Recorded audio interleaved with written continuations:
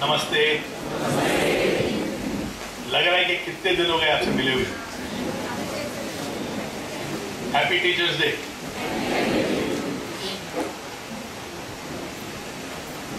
आप में से कितने लोगों का ये मानना है कि आप लोग जीनियस हो? अरे वाह, मजा आ गया। और आपको क्यों लगता है कि आप जीनियस हो?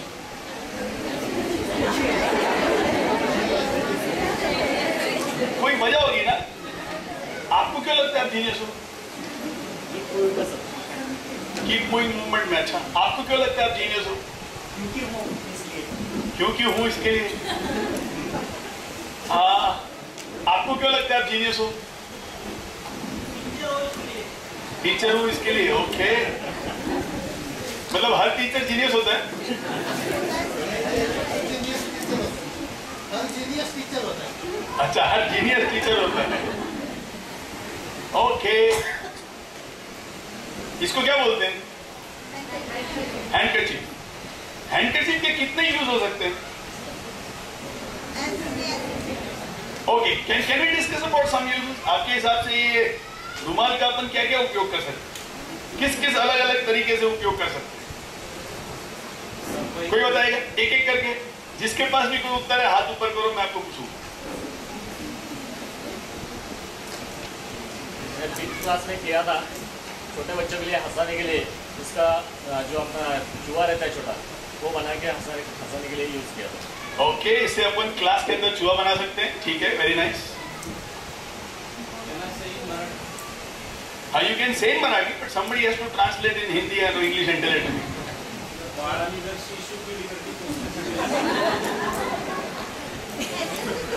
कोई मुझे बताएगा इन्होंने क्या बोला?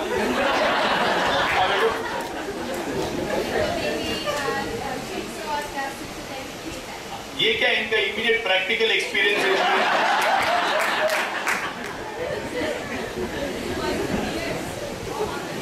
To wipe the tears of others, अगर कोई और रो रहा है तो उसके आंसू पोंछने के लिए। ठीक है जी, सर्दी खांसी हो गई हो तो। अच्छा ठीक है, और किसको बांधने के लिए? अगर कहीं जख्म हो गया, घाव हो गया तो वहां बांधने के लिए। ठीक है, बिल्कुल। और हाथ ऊपर करो। Yes ma'am. आर्ट क्लास में मुंह हाथ जो भी है वो पोंछने के लिए। चलो ठीक है। और हाँ, पानी साफ करने के लिए। ओके, पानी छानने के लिए। हाँ, अगर इन्फेक्शन अगर अपने को है तो ऐसे करके, है ना? ठीक है। और टू अवॉइड हिट। अच्छा, अगर गर्मी ज्यादा है तो। अच्छा, और अगर अपन कहीं मस्जिद में जाते हैं या गुरुद्वारे जाते हैं तो सिर में ढक के भी जा सकते हैं ना। और बस, अगर मैं अभी एक प्रतियोगिता रखता हूं कि जो इंसान मुझे इसका 25 यूज बताएगा उसको 25,000 रुपए मिलेंगे, तो कुछ लोगों ने लिखना शुरू भी कर दिया। चलो इन सब चीजों को छोड़ो, ये मैं बाद में बताऊंगा कि हम लोगों ने क्यों किया।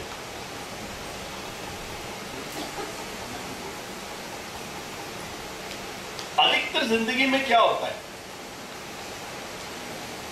इंसान खुद की तुलना किसी और इंसान से करता है ये जानने के लिए कि वो खुद नालायक है या लायक है। मैं काबिल हूं या नाकाबिल हूं ये जानने के लिए मैं अपनी तुलना किसी और से करता हूं। समझ लीजिए मैं स्टेज पे आकर बात कर रहा हूं और आप में से कुछ के अंदर शायद डर है स्टेज के ऊपर आके बात करने की, तो आप अपने उस काबिलियत की मेरे काबिलियत से तुलना करोगे और आप समझने की कोशिश करोगे कि आप काबिल हो कि नहीं, आप नालायक हो या लायक हो। इंसान इस तरह से अपने आप को देखता है। किसी को गाड़ी चलानी आती है, किसी को नहीं आती है, किसी को अंग्रेजी में बात करना आता है, किसी को नहीं आता है, और हम एक दूसरे से तुलना करके ये जानने की कोशिश करते हैं कि मैं जिंदगी में कहां हूं, आगे हूं या पीछे हूं। मेरे पास एक छोटा सा घर है, शायद मेरे किसी दोस्त या मेरे परिवार वालों ने बड़ा घर खरीदा है, तो उसी समय इंसान एक हीन भावना से ग्रस्त हो जाता है कि शायद मैं कम हूं। कोई अगर छुट्टियां मनाने के लिए दूर जा रहा है, ज्यादा पैसे खर्चा कर रहा है, और हमारे पास अगर घर में ज्यादा पैसे नहीं है, तो हीन भावना से ग्रस्त हो जाता है कि मैं लायक हूं कि नालायक हूं। और इसी दौड़ में, इसी तुलना में जिंदगी में जो अहम चीजें होती है, जरूरी चीजें होती है, उससे इंसान पीछे रह जाता है। आज मंगल भाभी से घर में बात हो रही थी, जो बारामती में हुआ और जो पूना में हुआ, जो आजकल खबरें में चल रही, होटल में कुछ लोग पाए गए, और मंगल भाभी पूछ रही थी कि ये क्यों होता है ऐसा, ये आज की जो पीढ़ी है उसमें ऐसा क्यों पाया जाता है और हम लोग इसमें क्या कर सकते हैं। ऐसा क्या है जो अगर हम उन्हें दें तो वो गलत रास्ते पे नहीं जाए और वो सही रास्ते पे चले। कुछ चीजें हैं, और उन कुछ चीजों में से दो बातें हैं जो मैं आप सबसे करना चाहूंगा। अगर ये दो चीज हम अपने बच्चों को दे सकें तो बच्चे जिंदगी में आगे निकल जाएंगे, और अगर नहीं दे पाए तो वो गलत रास्ते पे आगे निकल जाएंगे। और जितना ये बच्चों के ऊपर अमल होता है उतना ही हम लोगों के ऊपर भी अमल होता है। वो क्या है? एक तो आज के दिन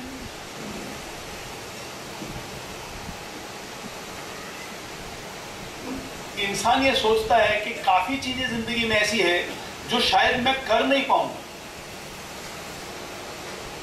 पिछले हफ्ते एक दोस्त के घर गया था, नई गाड़ी आई है उनके घर पे। उनके पिताजी ने कहा कि आप गाड़ी चलाओ। बोले मैं गाड़ी नहीं चलाना सीख सकता। आप कोशिश करो सीख जाओगे। नहीं, मेरे से नहीं सीखा जाएगा। और वो गाड़ी के अंदर बैठने के लिए भी तैयार नहीं है, चलाना तो दूर की बात, क्योंकि उनके मन के अंदर यह विश्वास है कि मैं सीख नहीं सकता। मेरी सासू मां अभी घर आए हुए हैं और मैं उनको बता रहा था कि कंप्यूटर्स कैसे चला सकते हैं। मेरी एक साली बैंगलोर रहती है, मेरा साला हैदराबाद में रहता है, और मेरी बड़ी साली अभी यूएस में रहेगी। मैं उनको बोल रहा था कि आपके पास कंप्यूटर्स का नॉलेज है तो आप कंप्यूटर से सबको देख सकते हो और सबसे बातचीत कर सकते हो। आपका शरीर भले पूना में है, लेकिन मिलने के लिए आपको कहीं और जाने की जरूरत नहीं है। कंप्यूटर से आप पूरी दुनिया में कहीं भी लोग बात कर सकते। नहीं कंवर साहब, मेरे से नहीं सीखने को, मेरे को ये जमता नहीं है, पता नहीं कैसा तो भी लगता है, मैं फोन पे बात कर ली। लेकिन नई चीज अपन सीख क्यों नहीं सकते? नहीं, मैं नहीं सीख सकता। तो कुछ भी सीखने से पहले काफी बार इंसान ये मान लेता है कि ये मुझसे नहीं होगा। कुछ लोगों के लिए बाहर की चीजें सीखने की बात है, कुछ लोगों के स्वास्थ्य की बात है, कुछ लोगों की खुद की आदतों की बात है।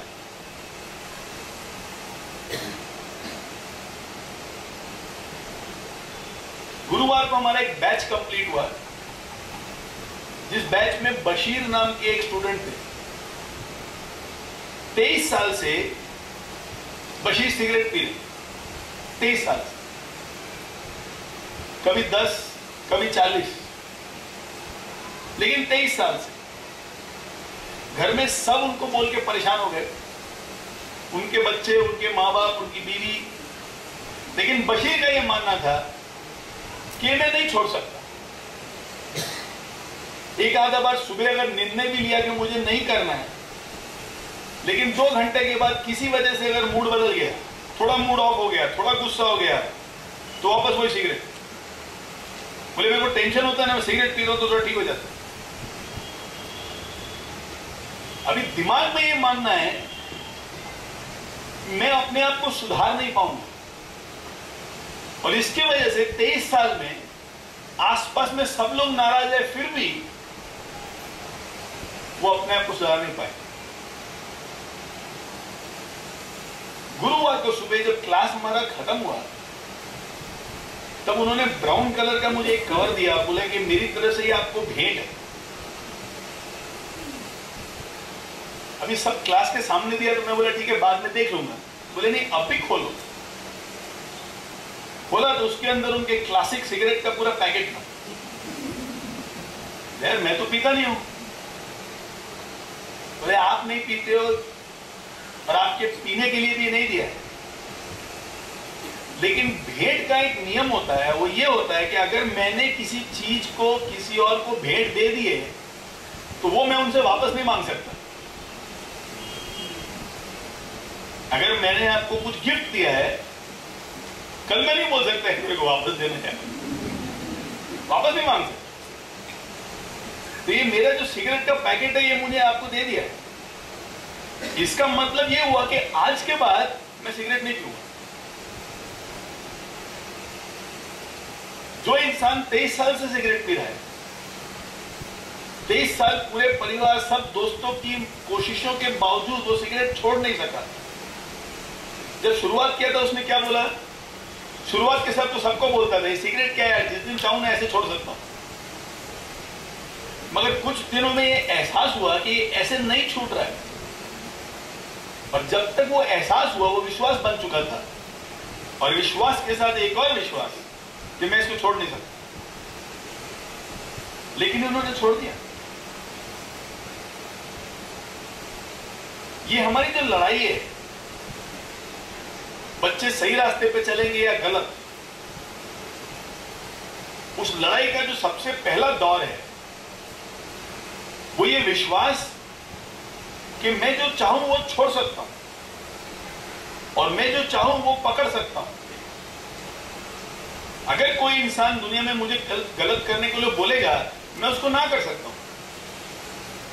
वो कोई भी क्यों नहीं हो, कितना भी बड़ा लालच, कितनी बड़ी प्रलोभन क्यों ना हो,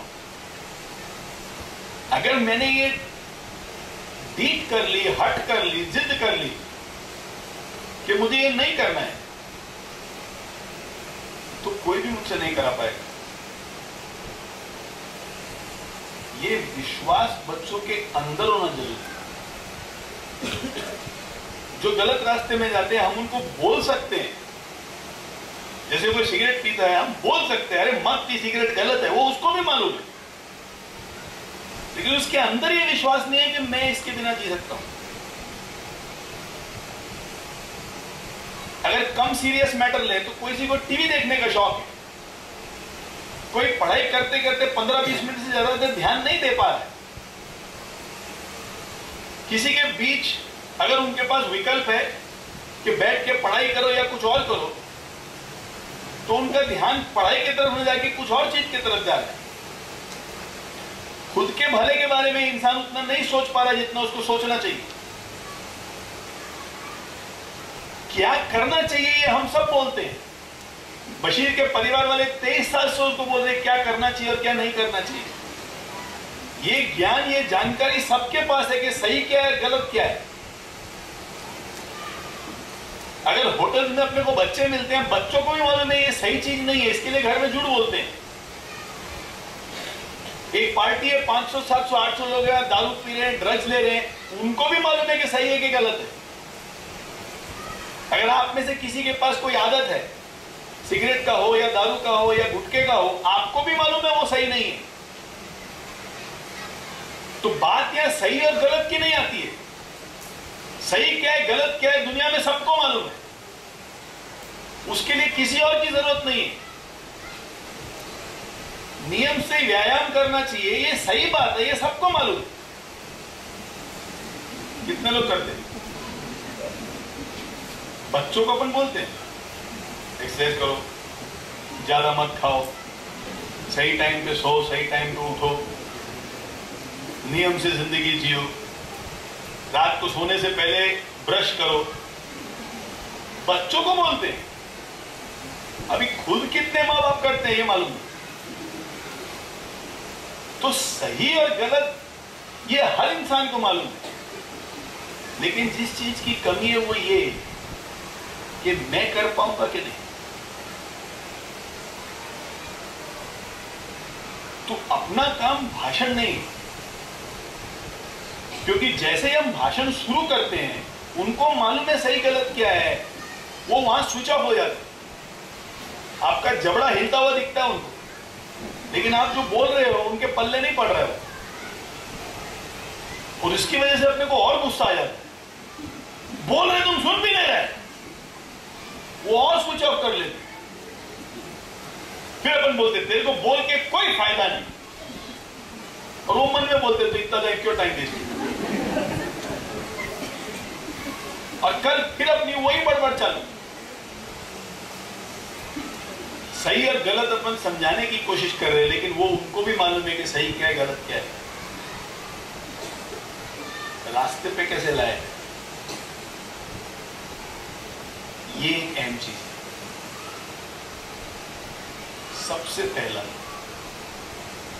उनके सामने हमें एक उदाहरण बन के जीना है।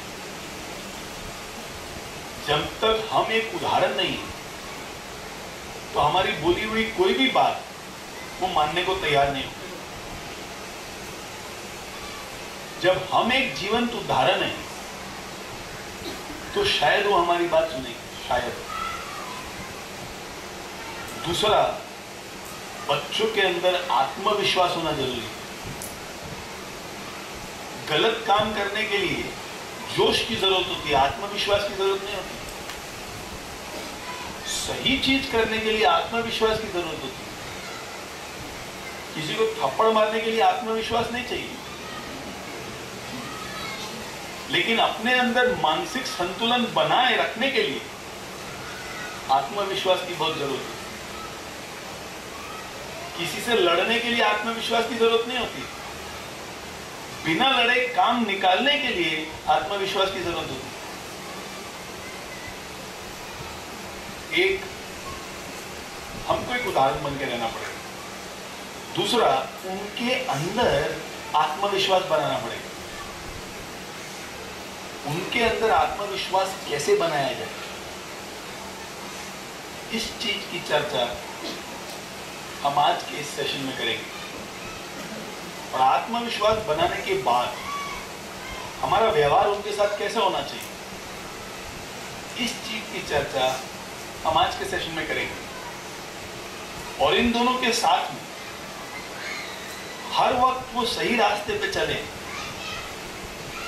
ये जोश और ये होश उनके अंदर कैसा लाया जाए, आज इसके बारे में हम आज बातचीत करेंगे। लेकिन इस दिशा में आगे जाने से पहले आप सबसे ये विनती है कि थोड़े देर के लिए ये भूल जाइए कि आप अध्यापक हो, ये भूल जाइए कि आप टीचर्स हो, ये भूल जाइए कि यहाँ आप आए हैं कुछ समझने के लिए और सीखने के लिए, जो बाद में अपने को किसी और को बताना है। थोड़े देर के लिए, समझ लीजिए करीब 45 मिनट से 1 घंटे के लिए सिर्फ यही ध्यान में रखना है कि यहाँ हमें अपनी जिंदगी को बेहतर बनाने के लिए जो सीखने को मिलेगा वो अमल करने के लिए हम यहाँ हैं, ताकि हमें एक उदाहरण बने और उसके बनिस्पत पर बच्चों से कुछ बात करें और अपना खुद का परिवार भी संभालें। तो आप लोग तैयार हो? कुछ लोग तैयार हैं।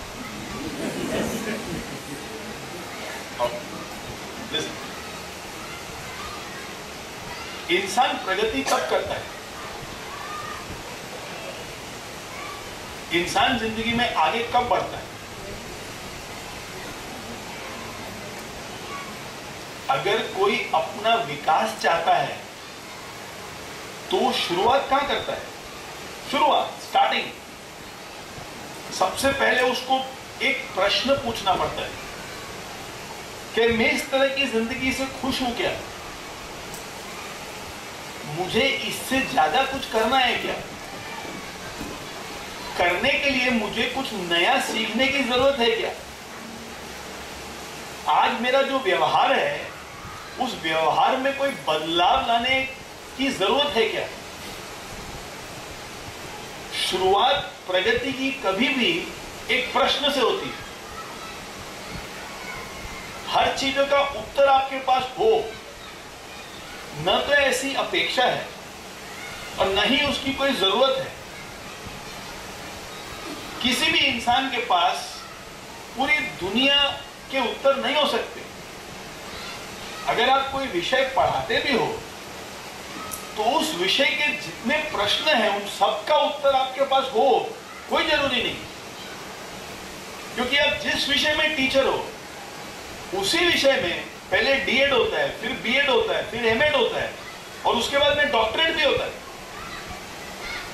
मतलब पढ़ने के लिए कितना है आप ही के विषय में, जानने के लिए कितना है आप ही के विषय में। तो ये तो कभी इंसान बोल नहीं सकता कि मुझे सब मालूम है या हर प्रश्न का मेरे पास उत्तर है, और ये होना जरूरी भी नहीं है। जरूरी क्या है, खुद से ये प्रश्न पूछना कि मुझे कहां प्रगति करनी है, मुझे क्या नया सीखना है, मुझे किस दिशा में आगे जाना है। Without a question progress is not possible. जब कभी भी किसी भी इंसान ने खुद का या दूसरों का विकास किया है, उसकी शुरुआत कभी भी एक प्रश्न से हुई। दुनिया का हर देश जब आजादी के रास्ते पर चलता है तो वो हिंसा को अपनाता है। दुनिया में हर देश हिंसा की वजह से ही आजाद हुआ है, भारत को छोड़। क्योंकि एक इंसान ने ये प्रश्न पूछा कि अगर मुझे मेरे देश को आजाद करना है, हिंसा यानी खुद को भी पीड़ा देना, क्योंकि जो इंसान हिंसक है वो खुद भी तकलीफ में है, वो संतुष्ट नहीं है, वो खुश नहीं है, वो खुद भी पीड़ित है। और अगर मैं पीड़ा को पालूंगा तो मेरे परिवार का नाश होगा, मेरे शरीर का नाश होगा। कल जिस चीज से मुझे पीड़ा है वो खत्म भी हो गई तो मेरा जो अतीत था वो तो फिर भी बर्बाद हो। मुझे हिंसा से आजादी नहीं चाहिए, मुझे अहिंसा से आजादी चाहिए। संभव है क्या? एक प्रश्न। और एक साधारण इंसान मोहनदास करमचंद गांधी महात्मा गांधी बन जाता।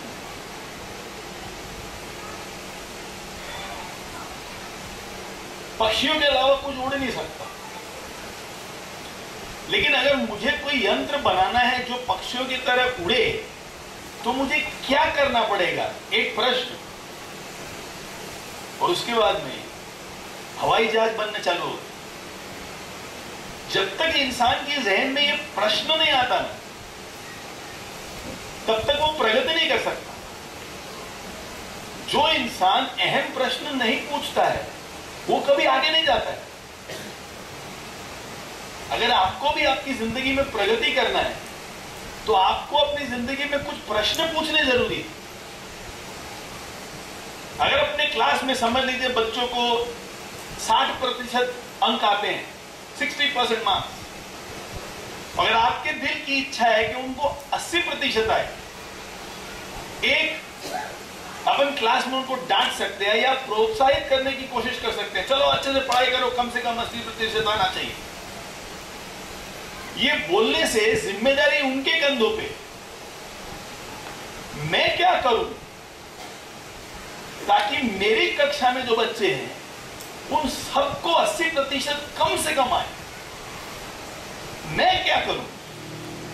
जिसके अंदर ये प्रश्न आ गया, वो टीचर, वो अध्यापक कोई ना कोई रास्ता निकाल लेगा, कोई ना कोई हल ढूंढ लेगा, कोई ना कोई विकल्प उसके सामने आएगा, कोई ना कोई उपाय उठेगा, और जो आज अच्छा है वो कल बेहतर बन जाएगा। आपने अपनी जिंदगी में कभी ये कुछ अहम प्रश्न पूछे हैं कि अगर जिंदगी में आगे जाना है, अगर प्रगति करनी है तो मुझे क्या करना पड़ेगा?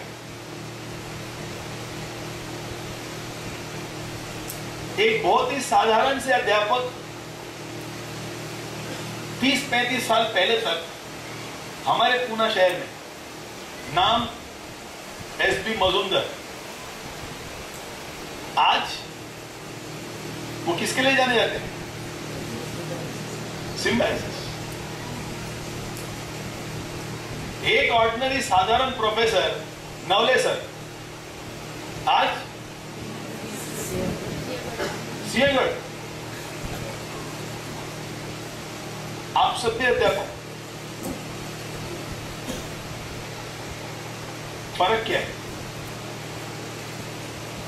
जो आज आपकी अवस्था है, what ever is your status today, एक दिन उनकी भी यही अवस्था थी,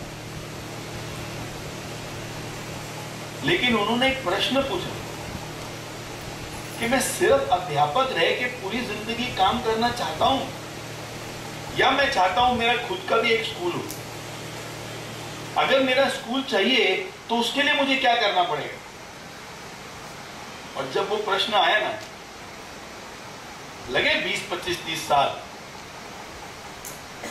लेकिन आज उनके पास दुनिया में किसी चीज की कमी नहीं है। प्रगति के लिए सबसे ज्यादा जरूरी है प्रश्न। और जो इंसान ये प्रश्न पूछता रहता है कि अब मुझे क्या करना चाहिए, यहां से मुझे कहां जाना चाहिए, वो इंसान कभी भी प्रगति करता है। अगर अपन क्लास में बच्चों को ये समझा सके कि कुछ भी करने के पहले ये प्रश्न पूछना जरूरी है कि ये करने से मैं कहां पहुंचूंगा, ये करने से मुझे फायदा क्या है, ये करने से मुझे नुकसान क्या है, ये करने से मुझे हासिल क्या हो। और अगर जिंदगी में कुछ अरमान है, कुछ सपने हैं, मुझे डॉक्टर बनना है, मुझे लॉयर बनना है, वकील बनना है, और उच्चतम श्रेणी का वकील बनना है या लॉयर बनना है, तो मुझे आज क्या करना होगा, आज मेरा ध्यान किस पे रखना चाहिए। जब तक ये प्रश्न पूछने की कला या क्षमता बच्चों में नहीं आएगी, जब तक ये प्रश्न पूछने की कला और क्षमता आपके अंदर नहीं आएगी, जब तक ये प्रश्न पूछने की कला मेरे अंदर नहीं आएगी, हम में से कोई भी प्रगति नहीं कर सकता। मौके किसको दिखते हैं, अवसर किसको दिखते हैं? जो खुद को प्रश्न पूछते हैं उनको अवसर दिखते हैं। जो खुद को ये प्रश्न नहीं पूछते उनको अवसर दिखते ही नहीं है। मेरा एक छात्र है, करीब 10 साल पहले मेरे पास पढ़ने आया, उसका नाम है नितिन बोराड़े। बहुत गरीब परिवार से, इतना गरीब परिवार के पिताजी ने काफी साल एक ही चप्पल में गुजारे, 8-10 साल तक एक ही चप्पल। अगर फट गया तो भी सिलाई करो, अगर छेद हो गए तो भी सिलाई करो। नितिन की दिल की इच्छा थी कि मुझे इंजीनियर बनना है। मेरिट में इंजीनियरिंग कॉलेज में दाखिला तो हो गया, कुछ हजार रुपए फीस थे जो उन्होंने किसी तरह से जुगाड़ कर लिया, लेकिन उसके बाद में जो पढ़ने के लिए किताबें चाहिए उसके लिए पैसे नहीं। परिवार में 40 रुपए खर्चा करने की उनके पास उस वक्त शक्ति नहीं थी, इसलिए घर में बिजली नहीं था। 40 रुपए महीने का कम से कम बिजली का बिल भरना पड़ता था, वो उनकी ताकत नहीं थी। लेकिन नितिन को इंजीनियर बनना था, एडमिशन तो ले लिया। अभी बिना किताब के कोई इंजीनियर कैसे बने? आपकी कक्षा में अगर कोई बच्चा है जिसके पास कोई भी किताबें नहीं है और उसको क्लास में फर्स्ट आना है, क्या करोगे आप? नितिन क्या करता था, उसने कुछ लोगों से अच्छे से दोस्ती की और अपने दोस्त को पूछता था रात को कितना बजे सोओगे, और अगर दोस्त बोलता था 11 बजे, बोला मैं 11:15 बजे आऊंगा, वो इंजीनियरिंग की वो बुक देना ना मेरे को। और सुबह कितना बजे उठोगे? 5 बजे उठूंगा, 4:45 बजे मैं तेरे घर के बाहर आके रुक जाऊंगा, जब तू उठे ना बाहर आके मेरे से किताब ले ले।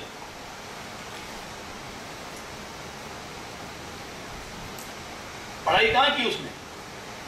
घर में तो करंट नहीं है। घर से कुछ 500 मीटर दूर एक शमशान भूमि, वहां रात को एक पीले कलर का बल्ब, देखा आपने फिल्मों में जहां भूत प्रेत घूमते रहते, शमशान भूमि। रात रात वहां पढ़ता था वो।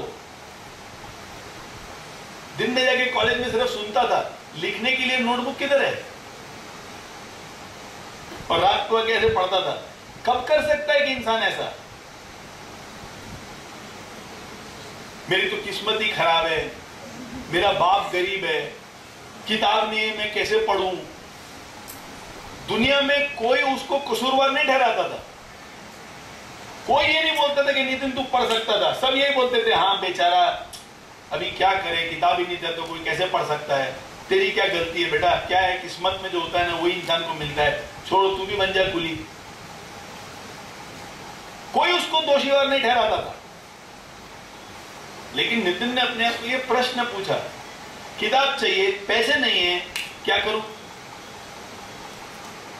अरे जितने भी दोस्त थे रात को तो सोएंगे ना, तो किताब तो खरीदा ही है, किताब कबर्ड में पड़ा रहेगा, किसके फायदे? और जब वो जगते तब मेरे को नहीं चाहिए, जब सोते हैं तब चाहिए। पहले कुछ दोस्तों से मांगा होगा, मना कर दिया सबने, किसी एक ने बोला होगा ठीक है काम कर लेके जाने, और वैसे करके तुरंत सब जुगाड़ हो गया। कितने इंसान कर पाते? वो हर इंसान कर पाता जो खुद को प्रगतिशील प्रश्न पूछता है, प्रोग्रेसिव क्वेश्चंस। ठीक है इतना है, फिर भी मुझे आगे बढ़ना है, क्या करूं?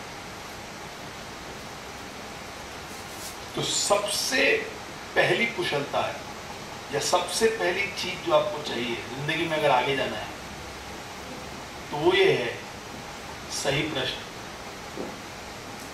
आप खुद को सही प्रश्न कर सकते हो क्या? कुछ लोग पूछने में हिचकिचाते हैं, लेकिन जिसको प्रगति करनी है ना वो कभी हिचकिचाते नहीं। नितिन का उदाहरण लीजिए, उसने मना कर दिया तो ये सोच के, संकोच के मारे, डर के मारे अगर वो नहीं पूछता है, नहीं मांगता है, तो जिंदगी किसकी खराब हुई? खुद की। मैं नहीं पूछेगा, सड़ो मत पूछो। जो जीनियस होता है ना, जरूरी नहीं कि दुनिया का पूरा चीज यहां पे होना चाहिए, लेकिन मेरे अंदर ये बल होना चाहिए कि अगर कुछ पूछना है तो पूछने में संकोच नहीं करूंगा, कुछ अगर आपसे लेना है तो लेने में संकोच नहीं करूंगा, क्योंकि आज मुझे जरूरत है, कल किसी और को जरूरत होगी, मैं उनके जरूर काम आऊंगा, लेकिन पूछूंगा। कक्षा के अंदर जो बच्चे रहते हैं ना, उनके अंदर ये हिम्मत और विश्वास होना चाहिए कि इस टीचर को, इस अध्यापक से मैं कुछ भी पूछ सकता है और मुझे टेढ़ा जवाब नहीं मिलेगा। देखा है मैंने कक्षाओं में, जब कुछ बच्चे अध्यापक को पूछते हैं इसका आंसर मुझे नहीं समझ में आया, तो बेवकूफ है, इतना चीज नहीं तो समझ में आया। अब बेचारा जिंदगी में किसी को कुछ प्रश्न नहीं पूछ पाएगा। अरे उसको नहीं समझ में आया तभी पूछ रहा है ना। तो बच्चों को ना पूछने के लिए प्रोत्साहन करो, कितना पूछना है पूछो, जब तक तुम्हारे प्रश्नों का जवाब नहीं मिल जाता मैं तुमको जवाब देता रहूं। जब उनको ऐसे अध्यापक मिलते हैं ना, जहां उनको लगता है कि हमारा भी एक मान है, एक आन है, एक शान है, तो वो बच्चे गलत लाइन में नहीं जाते। जब उनको ये बताया जाता ना तुम तो गधे हो, तुम बेवकूफ है, तेरे में अक्ल ही नहीं है, इतना चीज भी नहीं समझ में आया, तब तो उनको लगता है भविष्य का तो कोई पता नहीं, अच्छा होगा कि नहीं, आज तो मजा करो। इसके लिए वो आज के मजा में लगे जाते हैं, भले भविष्य में वो सजा हो जाए। लेकिन आसपास में सुनाई उनको यही दे रहा है कि भाई तुम बेवकूफ हो, तुमसे कुछ नहीं होगा लाइफ में, कुछ नहीं होगा तो आज मजा कर लो। और यही अगर पूछते हैं, तुमने जो पूछा ना, ये बहुत अक्ल वाला प्रश्न है, तुमने जो पूछा ना उसमें दिमाग है, तुमने जो पूछा ना ये काबिल तारीफ है। उनको अगर आत्मविश्वास होता है यार मेरी तो तारीफ की जा रही है, वाह मजा आ गया, इसका मतलब मैं शायद सही इंसान हूं, तो वो गलत लाइन में नहीं जा पाते। तो सबसे पहली चीज पूछने की क्षमता है। क्या पूछने की क्षमता है? ऐसे प्रश्न जो प्रगतिशील। दूसरी क्या चीज, अगर कुछ सही है तो मैं किसी का इंतजार नहीं करूंगा। मेरे को जो करना है अगर वो सही है तो मैं उस चीज का 10 चीजों से फिर बातचीत नहीं करूंगा। अगर मुझे लगता है ये रास्ता सही है अकेला हूं ना तो भी मैं चल पड़ू। हमारे बंगला में एक गीत है जो आप लोगों ने कहानी करके एक पिक्चर आई थी भी विद्या बालन की, उसमें आप लोगों ने सुना होगा, अमिताभ जी ने गाया है, যদি তোর ডাক শুনে কেউ না আসে তবে একলা চলো। आपका गीत सुन के अगर कोई नहीं आए ना तो आप अकेले चल पड़ो। चल पड़ोगे ना, पहले 2-4 लोग जुड़ेंगे और थोड़े दिन में देखोगे पीछे एक काफिला तैयार हो गया। There is a revolution behind it. लेकिन चलने से पहले अगर बोलोगे ना, अरे तुम भी आओ ना साथ में, अरे तुम भी आओ ना साथ में, अरे तुम भी आओ ना, पहले अगर भीड़ इकट्ठी करनी है ना, कोशिश करते रहो, पूरी जिंदगी बीत जाएगी। যদি তোর ডাক শুনে কেউ না আসে তবে একলা চলো। आपको लगता है अगर कुछ सही है तो वो कर डालो, जो होगा देखा जाएगा। आपने सोचा था ना सही है तो करने। आपको क्या लगता है गांधी जी अफ्रीका जाए, पहले बोले नहीं सबको मेरे को बोलने दो, सब लोग हाँ बोलेंगे ना फिर अपन चलेंगे। कभी भी वो शुरू होता था? मुझे मालूम है मैं जो कर रहा हूं सही है, मेरी अंतरात्मा जानती है कि ये सही है, अकेला हूं तो भी क्या है, चलना है। ये क्यों जरूरी है? इंग्लिश में, साइकोलॉजी में इसको पीयर ग्रुप बोलते हैं। पीयर ग्रुप,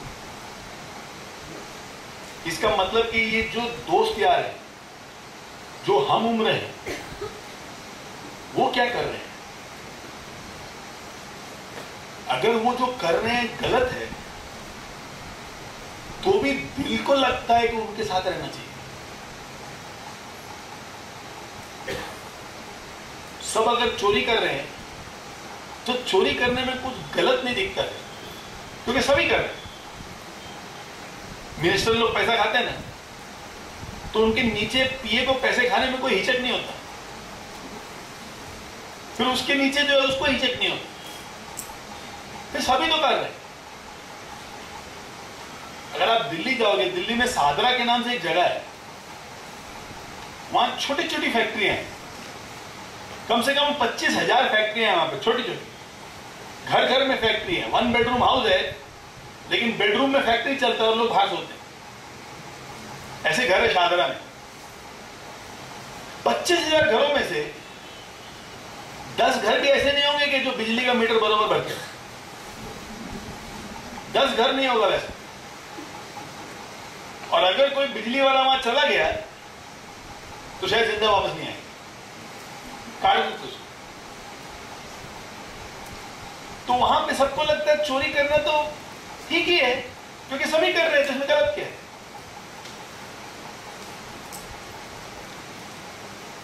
उसमें कोई सही आदमी होगा ना, उसके अंदर भी हिम्मत नहीं रहती है कि सही रास्ते पे अकेला जाने का। इसके लिए वो भेड़ चाल और भीड़ चाल में सम्मिलित हो जाता है। हम बोलते हैं ना भेड़ चाल, एक भेड़ को जान लगा दिया वह सब उसके पीछे हो। उस भेड़ के पीछे जितने भेड़ है उनकी कभी प्रगति नहीं होने वाली। अगर प्रगति करना है जिंदगी में तो जो सही है उस रास्ते पे चलने के लिए तैयार रहना चाहिए, भले ही इंसान उसमें अकेला क्यों हो। अगर आप इतिहास का विश्लेषण करोगे तो आप पाओगे कि जितने लोगों ने भी इतिहास की रचना की है, all those people who created history, वो सब उस रास्ते पे चले हैं जहां उनका विश्वास था कि ये सही है। पूरी दुनिया अगर उनके खिलाफ थी ना तो भी उनको कुछ फर्क नहीं पड़ता।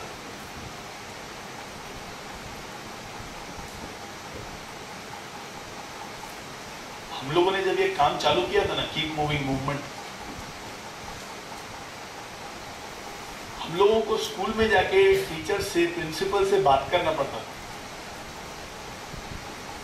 काफी स्कूल जैसे जहां हम लोग 2 घंटे 2.5 घंटे तक हम लोग बाहर बैठे रहते थे।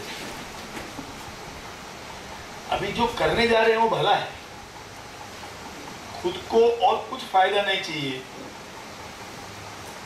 सुख और चैन की नींद और सांस के अलावा। किसी टीचर से कुछ नहीं चाहिए, किसी स्कूल से 1 रुपया नहीं चाहिए, लेकिन फिर भी इज्जत नहीं मिलती थी। और 2 घंटे के बाद में भी प्रिंसिपल कभी आके बोलती है I am sorry I have another meeting, आप 2 दिन बाद आओ। और जो लोग गए हैं उनका खुद का व्यवसाय है, वो कहीं काम कर रहे हैं, सब जिंदगी में अच्छे तरह से सेटल्ड हुए, प्रोत्साहन नहीं मिलता। लेकिन जो काम करने जा रहे हैं वो सही काम है, तुम प्रोत्साहन नहीं दोगे तो भी हम चलेंगे, प्रोत्साहन मिल गया तो बहुत बढ़िया हो जाएगा। तो 2 साल 3 साल 4 साल के बाद वही स्कूल आके बोलते थे आप हमारे स्कूल में आके ये कार्यक्रम कीजिए ना, कोई दिक्कत नहीं है, करेंगे। लेकिन वो उस स्तर पर कब पहुंचे, कोई साथ में नहीं है ना तो भी हम अकेले चलने के लिए तैयार है, तब इंसान आगे प्रगति करता है। मैं अपने कुछ दोस्तों को भी जानता हूं जो अपने परिवार में अटक के पड़े, सड़ रहे, और जब पूछता हूं अरे तू आगे क्यों नहीं बढ़ रहा है, यार मेरे पापा नहीं मानते, यार मेरे चाचा नहीं मानता, यार मेरा भाई नहीं मानता। सड़ो, कहीं मत जाओ।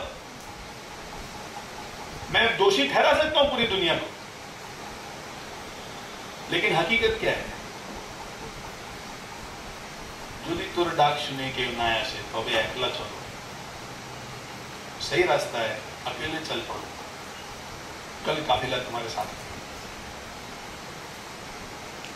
बच्चों के अंदर अगर आत्मविश्वास बनाना है ना, तो ये उनको समझ में आना जरूरी है कि बाकी सब दारू पिए और सब बोलेंगे आजा पी ले, और तुम जब बोलोगे ना कि नहीं मुझे नहीं पीना है, लोग छेड़ेंगे, लोग मजाक उड़ाएंगे, लोग तुम्हारा उल्लास करेंगे, शायद बोलेंगे हाँ तू तो अभी भी माँ का दूध पीता है ना, जा जा दूध पी, जा दूध पी, जा बेटा जा। मतलब तेरे को उकसाएंगे। सही रास्ते पे चलने वाले का काम कोई आसान नहीं करता, लेकिन उस वक्त या तो तुम उस डर से कि यार लोग मेरा मजाक उड़ाते हैं, इससे अच्छा उनके साथ हो जाओ, उनके साथ हो जाओ, या तो सही रास्ता है, भले पूरी दुनिया तुम्हारी खिल्ली उड़ाए, मुझे तो सही रास्ते पे चलना। जिसके अंदर ये आ गया ना कि भले पूरी दुनिया दूसरी तरफ हो, भले मेरी पूरी दुनिया मजाक उड़ाए, लेकिन मुझे जो सही रास्ता लगता है मुझे तो वहीं चलना है। वैसे बच्चे ऐसी जगह नहीं मिलते,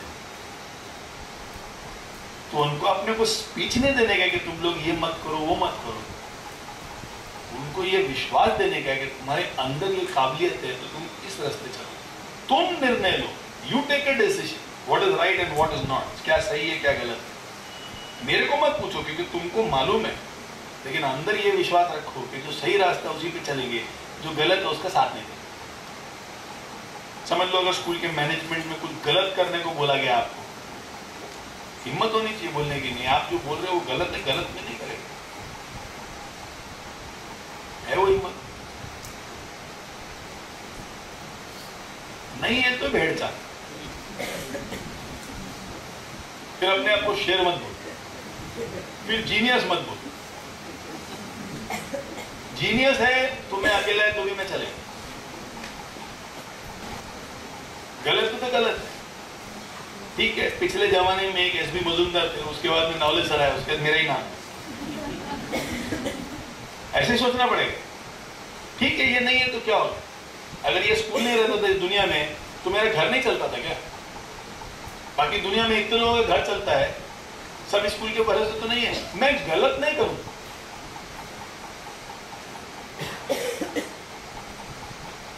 ये विश्वास जरूरी है। पहली चीज, प्रगतिशील प्रश्न, वो प्रश्न जो मुझे प्रगति की ओर लेके जाए, ये पूछने का हिम्मत है क्या? वो जो रास्ता है वहां अगर मैं अकेला हूं तो भी मैं आगे चलूंगा क्या? तीसरी चीज, इंग्लिश में एक वर्ड है इंप्रूवमेंट, मालूम है आपको? इंप्रूवमेंट, मैं अपने अंदर इंप्रूवमेंट लेके आता हूं, या जैसे मैं कल पढ़ाता था आज भी वैसे ही पढ़ाता हूं। और जैसे आज पढ़ा रहा हूं वैसे ही कल भी पढ़ाऊंगा। मतलब मेरा जो आज है वो बीते हुए कल का जेरॉक्स कॉपी है क्या? और मेरा जो आने वाला कल है वो आज का जेरॉक्स कॉपी है क्या? कि मैं थोड़ा आगे बढ़ रहा हूं, थोड़ी प्रगति कर रहा हूं, थोड़ा इंप्रूव कर रहा हूं, और मुझे कहां अपने आप को इंप्रूव करना है, इसका ज्ञान है कि अगर इंप्रूव होना है तो कहां इंप्रूव होना है।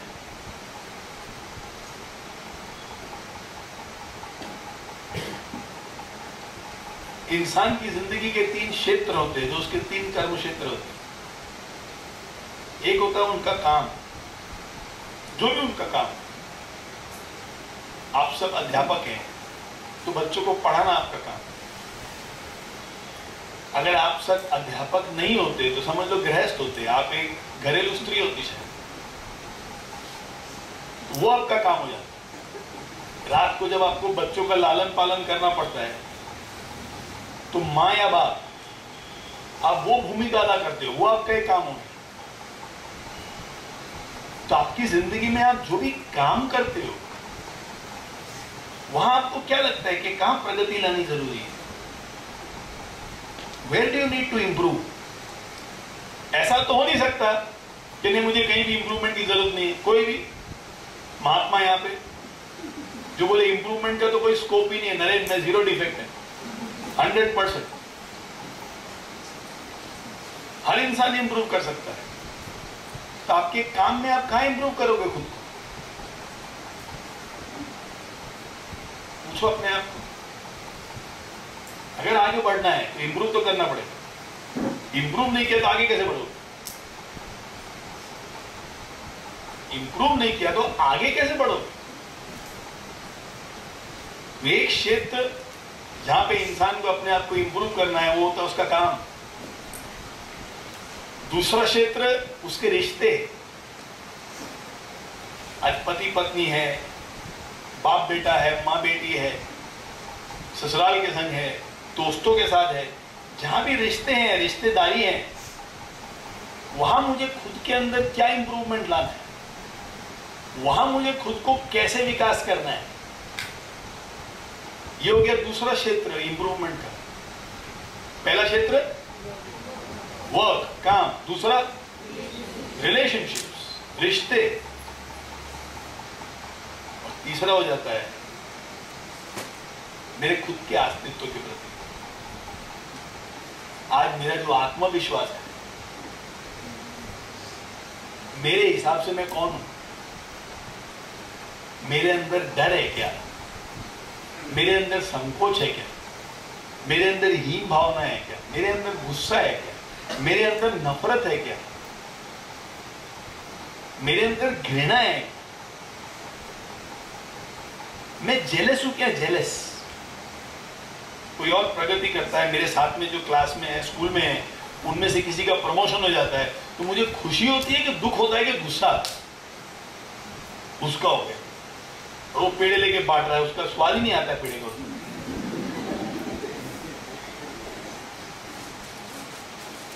या कोई और जब सफल होता है तो मुझे भी हर्ष का अनुभव होता है। वाओ, तेरी प्रगति हो गई, बहुत बढ़िया हो गई। ऐसा आता है, तेरी हो गई।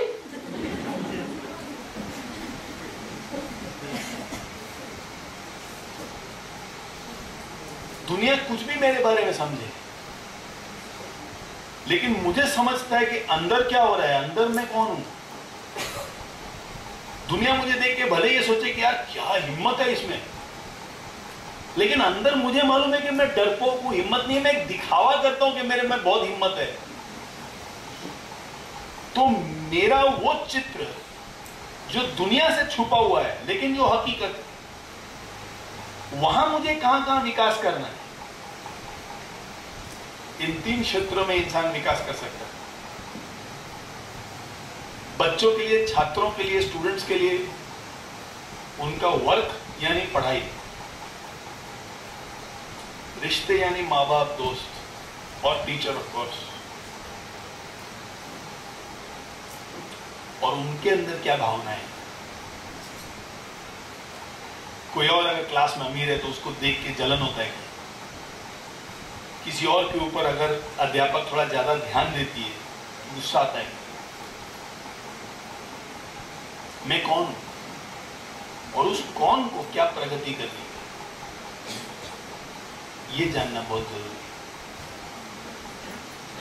जिसको हम विकास या इंप्रूवमेंट बोलते हैं। 3 चीजों के बारे में बात की अभी। जिंदगी में अगर आगे बढ़ना है तो सबसे पहले प्रश्न। कैसे प्रश्न? प्रोग्रेसिव क्वेश्चंस और प्रगतिशील प्रश्न। अगर आगे बढ़ना है तो दूसरा, अगर अकेला रहना पड़ा तो चलेगा, लेकिन जो सही है वो मुझे करना है। Even if I am alone, it is okay. I am not going to wait for anybody. मैं इस दुनिया में किसी का इंतजार करने वाला नहीं, क्योंकि वक्त सबके पास थोड़ा कम होता है। उसमें इंतजार में मुझे वक्त फालतू में जायज नहीं करना। तो दूसरा हो गया, कोई नहीं है ना तो भी अकेला आगे चल पड़ूंगा। तीसरा, विकास यानी इंप्रूवमेंट। विकास के 3 क्षेत्र होते हैं। First, work. Second, relationships. Third, self image, self esteem, जिसको हम बोलते हैं आत्मचित्र, सेल्फ इमेज।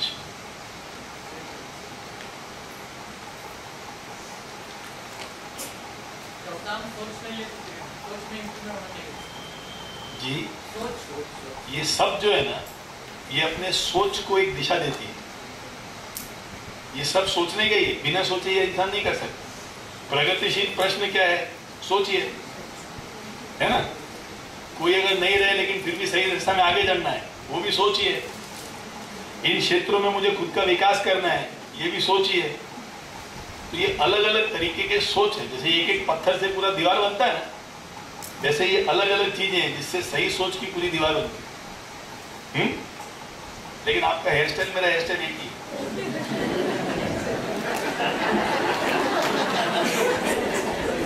इसलिए अपन दोनों का सोच सही है, बस थोड़ा सेहत में फर्क है। हाँ?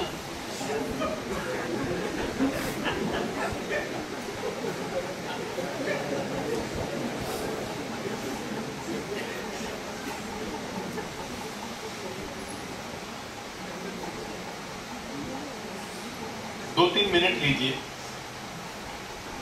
और उन 2-3 मिनटों में सिर्फ आप ये सोचो और लिखो कि इन क्षेत्रों में काम, रिश्ते और आत्मचित्र, यहाँ इन तीनों क्षेत्रों में 2-2 उदाहरण लिखिए कि आपको कहाँ विकास करना है। इन चीजों के अलावा अपने को बच्चों के साथ क्या करना है। अगर ये अपने बच्चों को दिया और ये अगर आपने अपनी जिंदगी में भी ढाला ना, आपको भी उसका असीम फायदा होगा, लिमिटलेस बेनिफिट्स, और बच्चों को भी उतना ही फायदा होगा, लिमिटलेस बेनिफिट्स। बच्चों से जो हमारा व्यवहार है, ताकि वो हमारी बात सुने। कुछ लोगों ने प्रश्न किया है कि बच्चे सुनते नहीं हैं क्लास में, या कुछ डीठ बच्चे हैं जिनके ऊपर काबू लाना थोड़ा मुश्किल हो रहा है, क्या किया जाए। मेरे पास एक छोटा सा उपाय है, और ये उपाय सिर्फ बच्चों के लिए नहीं है, आपकी पूरी जिंदगी के लिए भी है। आप सुनना चाहोगे? 4 सीढ़ियां हैं ऊंचाई तक पहुंचने के लिए। 4, वो 4 क्या क्या है, एक एक करके मैं आपको बताऊंगा। पहली,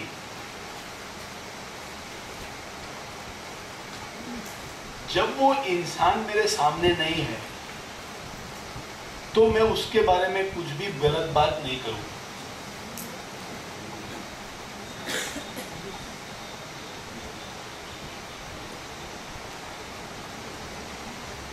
अगर कोई इंसान मेरे आसपास में नहीं है और अगर उसके बारे में बात करना है तो केवल अच्छी बात ही करूं। Speak good about people even in their absence. एक प्रयोग कीजिए 30 दिन के लिए। आज सितंबर की शुरुआत है ना, ये 1 महीने के लिए, सितंबर भर के लिए किसी की आलोचना नहीं करेंगे, किसी की बुराई नहीं करेंगे, किसी की भी, सासू माँ की भी नहीं। कुछ लोगों को बहुत घुटन महसूस होगा,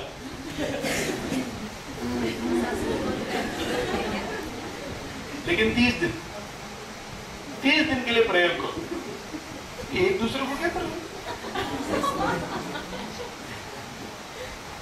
कुछ भी हो जाए किसी की भी बुराई नहीं करो। संभव है? पॉसिबल? मतलब अगर क्लास में कोई बच्चा अगर सही नहीं है, उसकी भी बाहर जाके स्टाफ रूम में किसी और के साथ में बुराई नहीं करें। अगर कुछ बोलना है तो अच्छा ही बात करें। दूसरी सीढ़ी, जितने लोगों की हो सके, जहां हो सके, जितनी बार हो सके तारीफ करो। Appreciate people in as many ways, in as many places, as many times.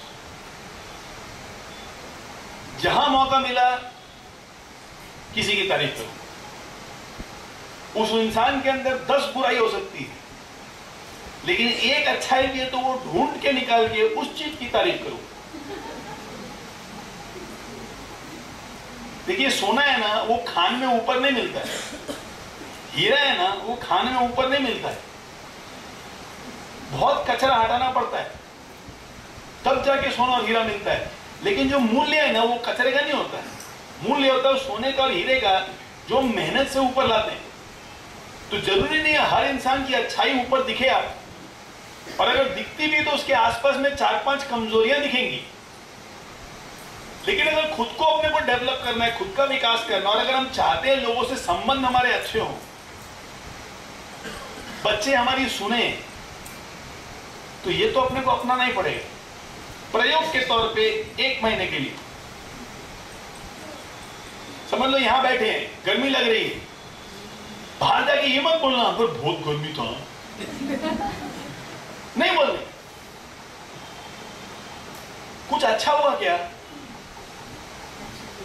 उसी के बारे में अपन आपस में चर्चा करेंगे, डिस्कस करेंगे। कुछ तो होगा ना अच्छा। अरे आज फ्री में मसाज होगी,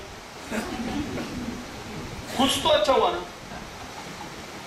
सिर्फ अच्छे के बारे में अपन चर्चा करेंगे। कहीं भी जाओ, जो लोग आज यहां नहीं है, वो कोशिश करेंगे आपको कुछ ऐसे चर्चे में खींचने की जहां किसी की निंदा हो रही हो या किसी की बुराई किया जा रहा हो, या तो उनको भी सुधार दो, या बातचीत को एक नया रूप, नया मोड़ दे दो, या वहां से खिसक दो। लेकिन जहां कुछ गलत हो रहा है वो सुनो मत। संभव है? संभव है? तो पहली बात क्या थी? किसी के बारे में आलोचना नहीं, किसी के बारे में गलत नहीं। दूसरा, हर इंसान का, जिससे भी मिलूंगा उसका कुछ ना कुछ तारीफ करूंगा। मतलब रोज आपका एक गोल है, एक लक्ष्य है कि कम से कम 10 लोगों की रोज तारीफ करनी, कम से कम 10 लोगों की तारीफ करनी।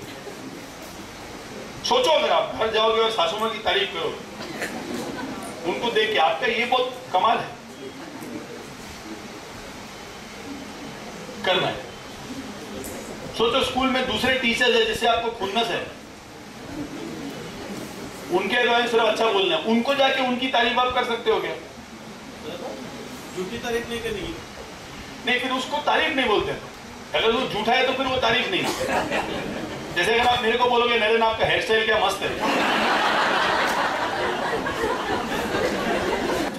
तो ये तारीफ नहीं हुआ, ये तो फिर चीटिंग हो गया।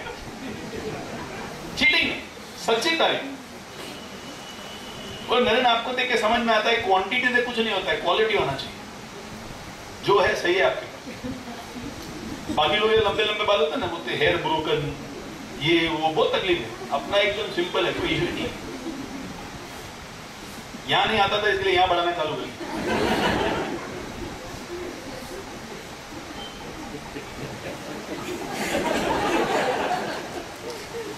अगर वो आंख है ना हमारे पास, अगर वो नजर है ना, बहुत मजा आता है जिंदगी, बहुत मजा आता है।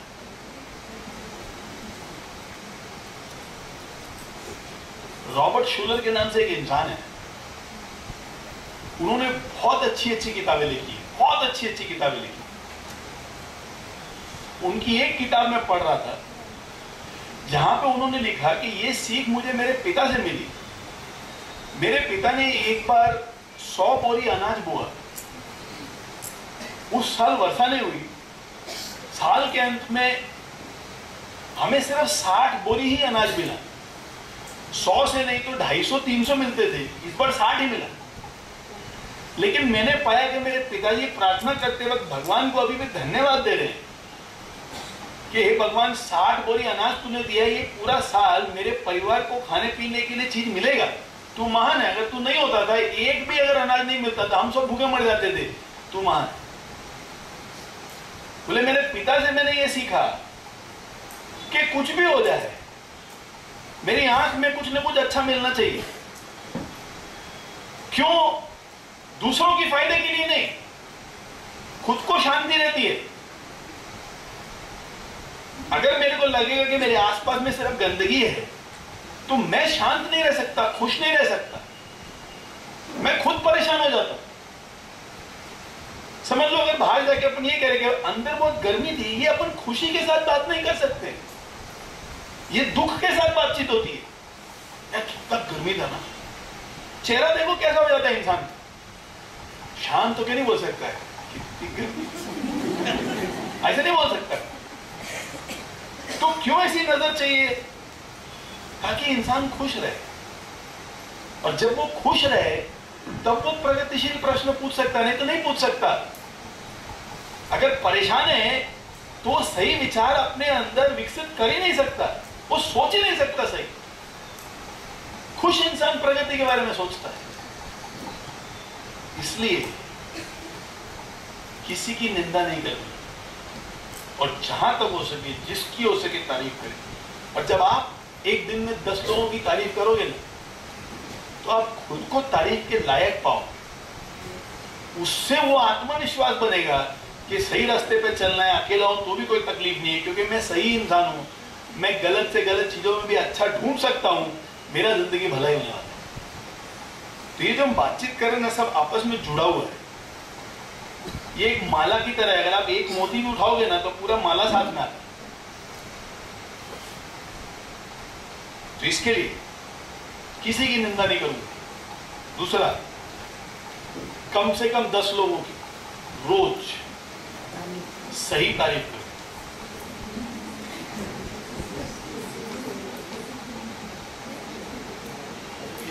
तीसरा,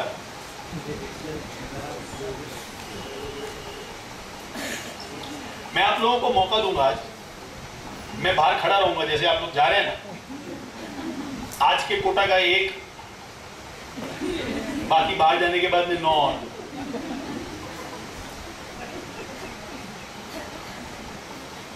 तीसरा,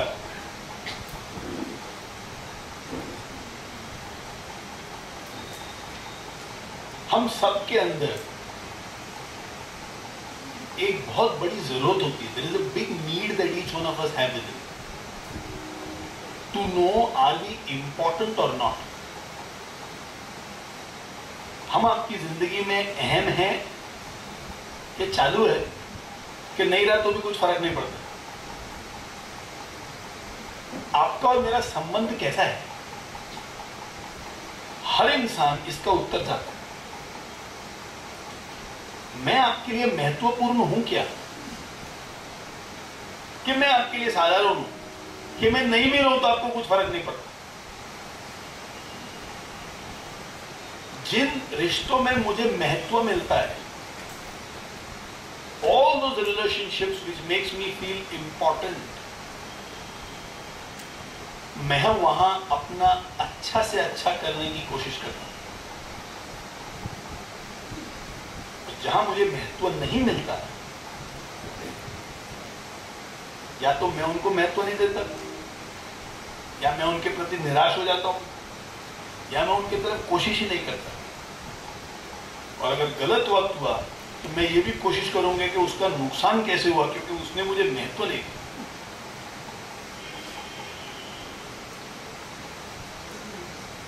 जैसे अपने यहाँ अगर किसी शादी का आमंत्रण आता है, जिसके घर शादी अगर वो खुद आके पत्रिका दे के जाए, तो अपने को क्या लगता है, यार इनके लिए मैं महत्वपूर्ण हूं, उन्होंने मेरा मान किया, सम्मान किया।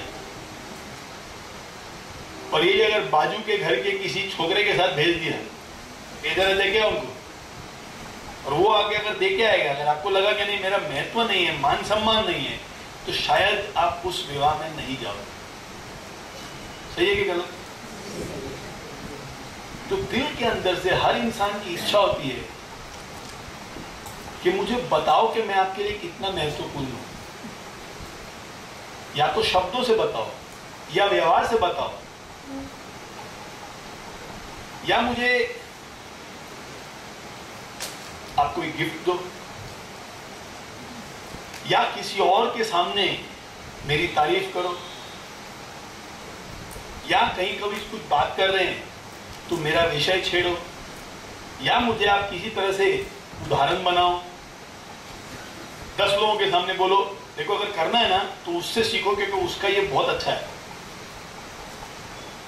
तो जब मेरे बारे में इस तरह से बातचीत होती है तो मुझे एक महत्व महसूस होता है। और जो इंसान मेरा महत्व करता है, अगर मैं उसके बरोबरी का हूं, या अगर वो इंसान मेरे से काफी ऊंचा है, तो मैं उसके लिए काफी कुछ करने की सोचता हूं।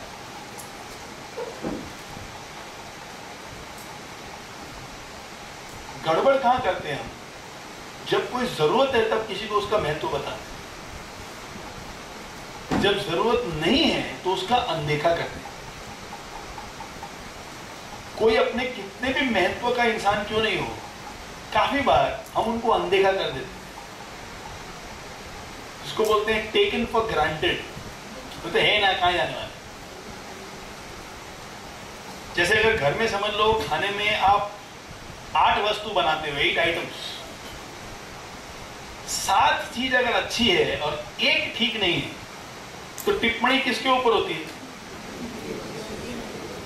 7 चीजें अच्छी है उसके बारे में। मतलब जो सही है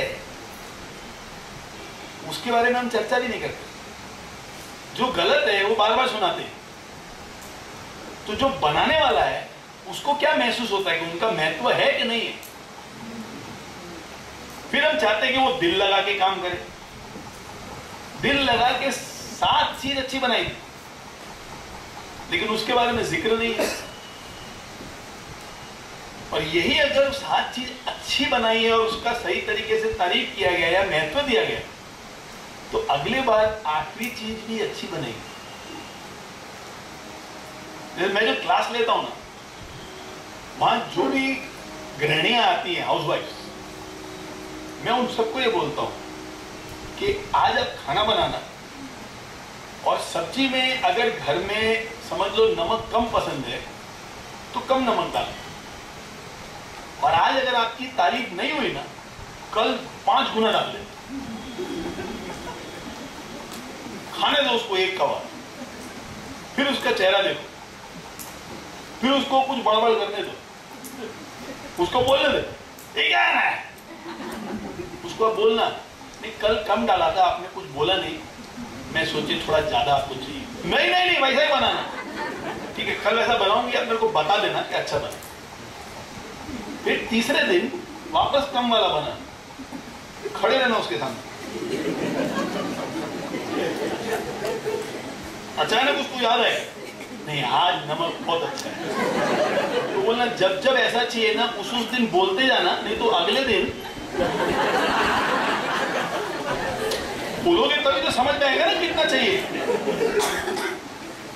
कभी मिर्ची, कभी अमचूर, कभी नमक, कभी चाय में कुछ गड़बड़, जब तक तारीफ मिलती रही सही लाइन पे चल, नहीं तो उनको समझाओ सुधारो। जो भी पालतू होते हैं ना उनको ट्रेन करना पड़ता है, ऐसे ही इनको आपको ट्रेन करना पड़ेगा। यहाँ कोई पति पत्नी भी है क्या? है। आपस में आप लोग समझ लेना, अभी आप दोनों को मालूम। बोलने का मतलब ये है कि अपने आसपास जितने इंसान हैं, अगर आप उनको ये एहसास दिलाओ कि मेरी जिंदगी में तुम्हारा एक महत्व है, तो रिश्ते और गंभीर होते हैं, गहरे होते हैं, और एक दूसरे के प्रति इज्जत होती है, और इंसान एक दूसरे की सुनता है। आज एक टीचर अपने बच्चों को, विद्यार्थियों को कैसे एहसास दिलाए कि आप महत्वपूर्ण हो, यू आर इंपॉर्टेंट, कैसे कर सकते हो आप? किसी का पेपर अच्छा हो तो we can appreciate that. किसी का पेपर अच्छा हो तो अप्रिशिएट कर सकते हैं ना पूरे क्लास में। ये देखो, ये बच्चे का पेपर बहुत अच्छा हो सकता है, वो पूरा पेपर क्लास में सर्कुलेट भी कर सकते हैं। ये देखो, ये पेपर में ये चीजें बहुत अच्छी है। और क्या कर सकते हैं? किसी की हैंडराइटिंग अच्छी है तो हैंडराइटिंग की तारीफ कर सकते हैं। और अगर किसी ने अच्छा क्वेश्चन भी पूछ लिया तो उसको भी हम अप्रिशिएट कर सकते हैं। अगर कोई अच्छा क्वेश्चन पूछ ले उसको भी हम अप्रिशिएट कर सकते हैं। और किसी ने प्रश्न नहीं पूछा तो अगर आपको उसके चेहरे पे डाउट दिख रहा है तो आप उसके लिए भी बोल सकते हो, लग रहा है तेरे चेहरे से कि तेरे को कुछ नहीं समझा है, एक बार मेरे को पूछ, शायद पूरे क्लास को उसकी वजह से फायदा हो सकता है। क्योंकि तुम्हारे चेहरे में थोड़ा डाउट लग रहा है और तुम सही बच्चे हो तो तुम पूछोगे ना, मुझे अच्छा लगेगा। तो कभी कभी उनको थोड़ा प्रोत्साहन देते हैं ना, और वो जब क्वेश्चन पूछता है और जब हम आंसर देते हैं और उसके बाद में अगर आप बोलते हो तूने अच्छा किया वो पूछ के, उसको लगता है यार मैं महत्वपूर्ण हूँ। जितने बच्चों को ये लगेगा ना कि वो महत्वपूर्ण है, वो क्लास में देखो आपके संग कितना कोऑपरेट करते हैं। क्लास में अगर 50 बच्चे उसमें से 30-35 अगर आपके संग कोऑपरेट करेंगे ना, तो वो अपने आप ही वो 10-15 को रोकेंगे जो आज डिस्टर्ब करते हैं। A feeling of being important is very, very crucial.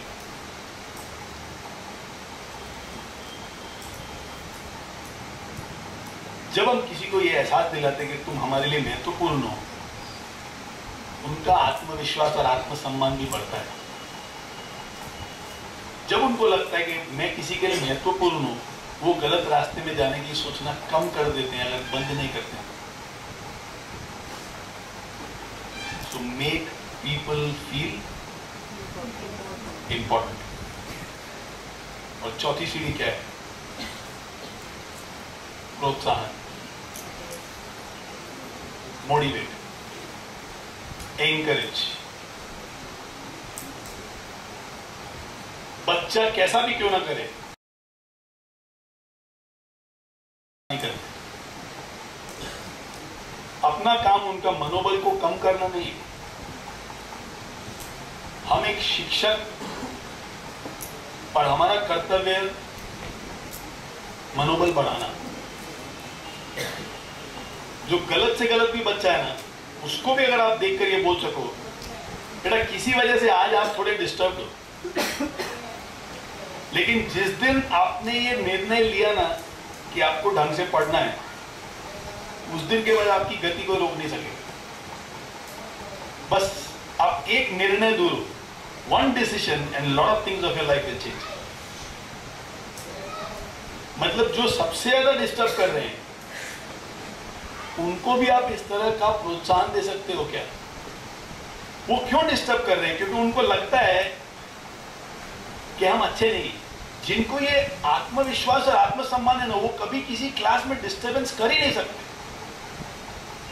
और जो खुद डिस्टर्ब्ड है वही डिस्टर्बेंस क्रिएट करते हैं। तो जैसे इस प्रोग्राम में भी जैसे मैं देखता हूं कभी कुछ टीचर्स हैं जो आपस में खुसुर करते रहते हैं। मुझे कोई गिला नहीं है, कोई शिकवा नहीं है, सिर्फ इस चीज का एहसास है कि किसी वजह से आप डिस्टर्ब हो और आपके आपके डिस्टरबेंस का आपको लगता है हल एक ही है कि अगर मैं कंट्रोल में नहीं रहूं ना किसी के, कोई अगर चाहता है मैं बात सुनूं और उस समय अगर मैं किसी को बोल दूं, मतलब तुम मेरे को कंट्रोल नहीं करते हो, इससे आपको अपना एक आत्मविश्वास बढ़ता है, कोई तकलीफ नहीं। आपके अंदर आत्मविश्वास बढ़ रहा है ना, आज इस तरीके से, कल किसी और तरीके से, लेकिन सही रास्ते पर अगर चलते जाओगे ना तो कुछ तो भी कमाल कर करोगे। इसके लिए आप कभी ये नहीं देखोगे मैं किसी के ऊपर चिल्ला रहा हूं या मैं किसी के ऊपर गुस्सा कर रहा हूं।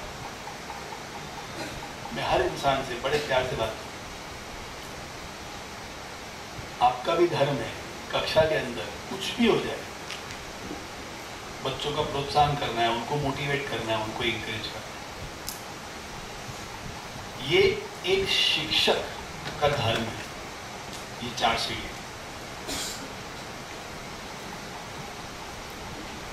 पहला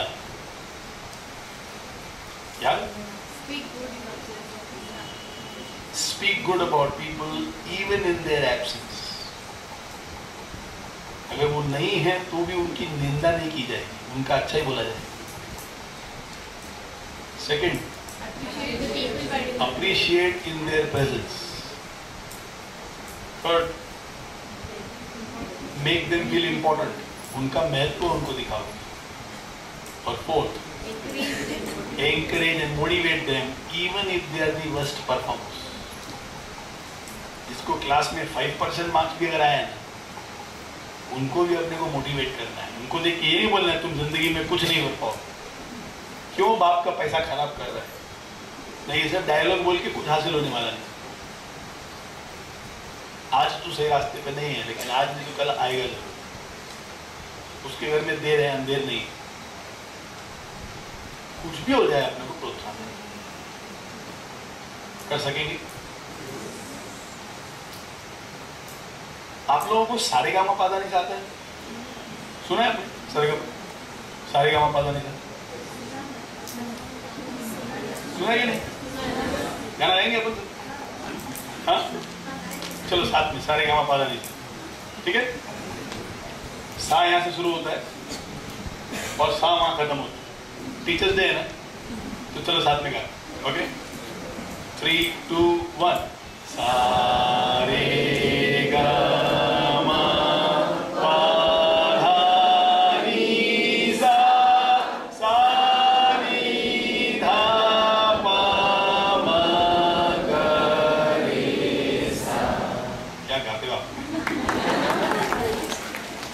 के लिए ताली बजाओ। दुनिया को छोड़ो यार, दुनिया को कोई पसंद आया नहीं है अपना गाना। आप मेरे को ये बताओ, 250 लोगों की ऑडियंस के सामने आपको कभी गाना गाने का मौका मिलेगा? आज के बाद आप दुनिया को सबको बोल सकते हो मैं 250 लोगों के बीच में गाना गाया। क्या बात कर रहे हो? लेकिन आज के बाद आप बोल सकते हो 250 के बीच में गाना गाया। सारेगामा पादा नहीं जाएगा, मतलब मालूम है आपको? ये इस तरह का सुर क्यों, इस तरह का सरगम क्यों? ये तो मालूम है अपने को सारेगामा पादा संगीत कहेगा है, लेकिन ये क्यों? इसके पीछे एक बहुत बड़ा रहस्य है। Importance of symphony, yes, but there is a deeper meaning to it. Not just symphony, not just voice, there is a spiritual meaning to it. ये जो 7 सुर है ना, ये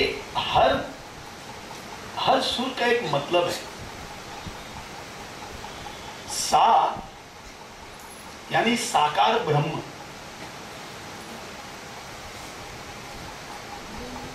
आप अभी नहीं भी लिखे तो चलेगा, अंत में मैं सबको बता दूंगा वापस।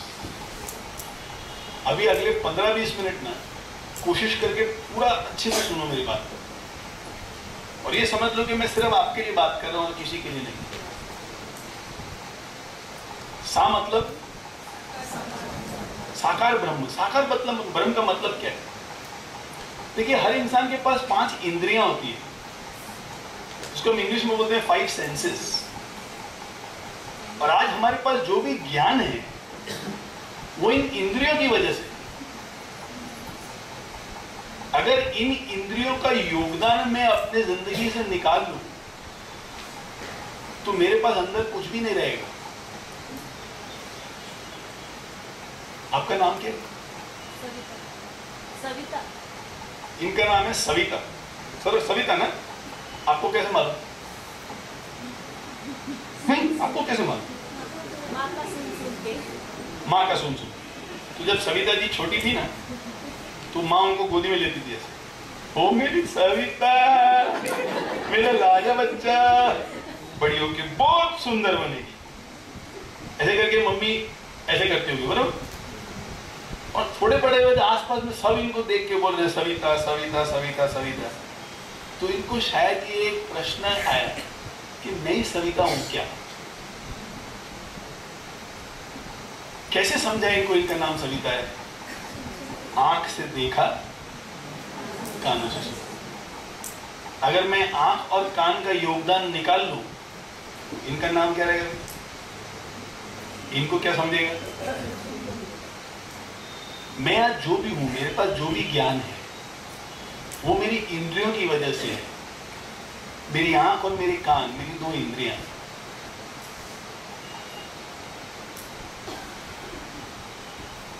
इंसान की एक छोटी सी कमजोरी है। वो कमजोरी ये है कि अगर वो कुछ चीजें इंद्रियों से नहीं समझ सकता है, तो वो चीजें उसको हकीकत लगती नहीं है। जैसे हर धर्म में कहा जाता है कि भगवान एक है, सर्वज्ञाता है, सर्व संपन्न है, सब चीजों में, कण कण में है कि नहीं? लेकिन जब मैं आपको बोलूंगा ये भगवान है, तो आपको इसमें भगवान दिखता नहीं है। क्यों नहीं दिखता है? क्योंकि हमको जो भगवान के तरह से पेश किया गया है, जो रूप पेश किया गया है, ये मैं आपके सामने अगर शिवलिंग लेके आ जाऊं, तो आपको लगेगा नहीं बरोबर ये भगवान है। सही है गलत है? अपना ही धर्म ये भी बोलता है कि हर चीज में भगवान है, लेकिन मुझे और आपको हर चीज में भगवान दिखता है क्या? क्यों नहीं दिखता? ये हमारी इंद्रियों की कमजोरी है कि मुझे जो दिखता है, जो समझता है, जो मुझे बताया गया है, वही मेरे को हकीकत लगता है, दूसरा मुझे हकीकत नहीं लगता है। समझ लीजिए मैं एक ट्रेनिंग प्रोग्राम करने के लिए न्यूयॉर्क जाता हूं, यूएस, और उस दिन इंटरनेट डाउन है, तो मैं स्काइप से, मैं फोन से अपने परिवार वालों से बात नहीं कर पा रहा हूं, लेकिन मेरी इच्छा हो रही है उनको देखने की, उनसे मिलने की, उनको बात करने की। मुझे याद आता है कि मेरे जेब में उनका एक फोटोग्राफ है, तो मैं वो फोटोग्राफ निकालता हूं और फोटोग्राफ को देख के उससे बात करता हूं। तो मेरी धर्मपत्नी भी है उसमें, मेरे बच्चे भी है उसमें, तो उसमें देख के मैं बात करता हूं और मुझे लगता है कि मेरे परिवार वाले मेरे साथ हैं। होता है कि नहीं? अभी हकीकत में मुझे ये भी मालूम है कि ये जो है ना, ये कागज है और कागज के ऊपर कुछ केमिकल्स है। ये मेरी पत्नी नहीं है, ये मेरे बच्चे भी नहीं है, लेकिन मैं उनके अंदर वो देखता हूं। उसी तरह से जब इंसान को आध्यात्म में आगे बढ़ना है, तो संगीत बोलता है सा।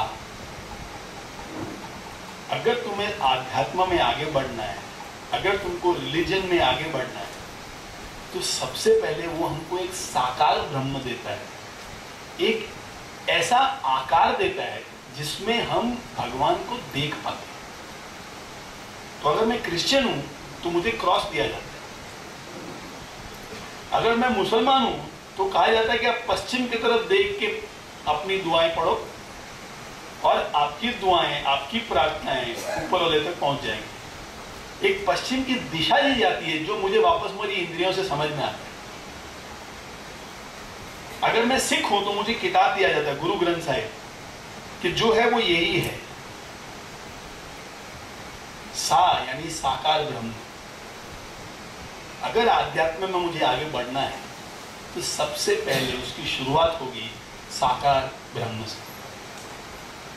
सा के बाद में रे मतलब ऋषि मुनि। ये जो भगवान है, इसके रास्ते क्या है, इसके वास्ते क्या है? क्या आचार सही है और क्या विचार सही है, रूल्स क्या है, क्या करना चाहिए क्या नहीं करना चाहिए, ये मुझे कौन समझाएगा?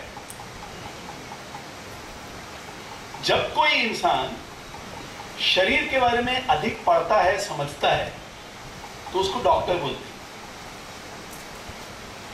जब वो फिजिक्स के बारे में ज्यादा पढ़ता है तो वो फिजिक्स में एक्सपर्ट बन जाता है। जब वो धरती के बारे में पढ़ता है तो उसके बारे में एक्सपर्ट बन जाता है। अगर मुझे बीज बोना है, अगर मुझे खेती करना है, तो मैं उस इंसान के पास जाता हूं जो इसके बारे में विशेष ज्ञान रखता है। मुझे अगर सब्जेक्ट के बारे में कुछ पूछना है तो मैं उस अध्यापक के पास जाऊंगा जिसके पास इसके बारे में विशेष ज्ञान है। मैथ्स के बारे में पूछना है तो मैं ज्योग्राफी टीचर के पास में नहीं जाऊंगा, मैं मैथ्स टीचर के पास में जाऊंगा। उसी तरह से जब मुझे भगवान के बारे में समझना है तो मुझे किसके पास जाना चाहिए? क्यों? उन्होंने अपनी जिंदगी के बहुमूल्य वर्ष इस दिशा में गुजारे हैं, इस तरफ जो भी ज्ञान है वो हासिल करने में उन्होंने कोशिश की है। ब्राह्मण कौन? जिसके पास ब्रह्मांड का ज्ञान हो वो ब्राह्मण। पूरे ब्रह्मांड को चलाने में किन बातों का ध्यान रखना पड़ता है, जिसको वो ज्ञान है वो ब्राह्मण है। डॉक्टर का बेटा डॉक्टर होता है क्या? वकील का बेटा वकील, टीचर का बेटा टीचर? तो ब्राह्मण का बेटा ब्राह्मण नहीं हो सकता। लेकिन हमारे समाज में यह गलत मापदंड हो गया आज के दिन कि डॉक्टर का बेटा डॉक्टर नहीं है। वो डॉक्टर का खिताब पाने के लिए आपको मेहनत करना पड़ता है। लेकिन ब्राह्मण का बेटा को हम ब्राह्मण मान लेते हैं, हालांकि उसने उस तरफ कुछ कोशिश भी नहीं की है, तो उसके पास वो ज्ञान भी नहीं है। तो अगर मैं किसी ब्राह्मण को आज पूछता हूं कि ब्राह्मण देव मुझे ये समझाइए जिंदगी कैसे जीनी चाहिए, उसको मालूम ही नहीं। ये गायत्री जपम एक मंत्र है, ये मंत्र करने से मुझे फायदा क्या होगा, उसको मालूम ही नहीं। ओम नमः शिवाय, इसमें इतनी शक्ति क्यों है, उसको पूछो, उसको मालूम ही नहीं। क्योंकि डॉक्टर का बेटे के पास अगर आप जाओगे और पूछोगे भैया क्या दवाई लूं, उसको मालूम ही नहीं। लेकिन हम अपना अक्ल का इस्तेमाल नहीं करते हुए वो जो बोलते हैं उस गलत रास्ते पे चल देते हैं। अगर जाना है, अगर पूछना है तो ऋषि को पूछो, जिसने अपना जीवन इस तरफ लगा दिया, इस दिशा में लगा दिया। तो यानी साकार ब्रह्म, उसको समझने के लिए आपको जाना पड़ेगा ऋषि के पास। इसके लिए रे के बाद ग का मतलब होता है गंधर्व। गंधर्व, गांधर्व का मतलब क्या? आप में से कितने लोगों ने आज तक इलेक्ट्रिसिटी को देखा है? बिजली को देखा है? नहीं। बिजली को देखा? बिजली को, बिजली के यंत्रों को देखा है आपने?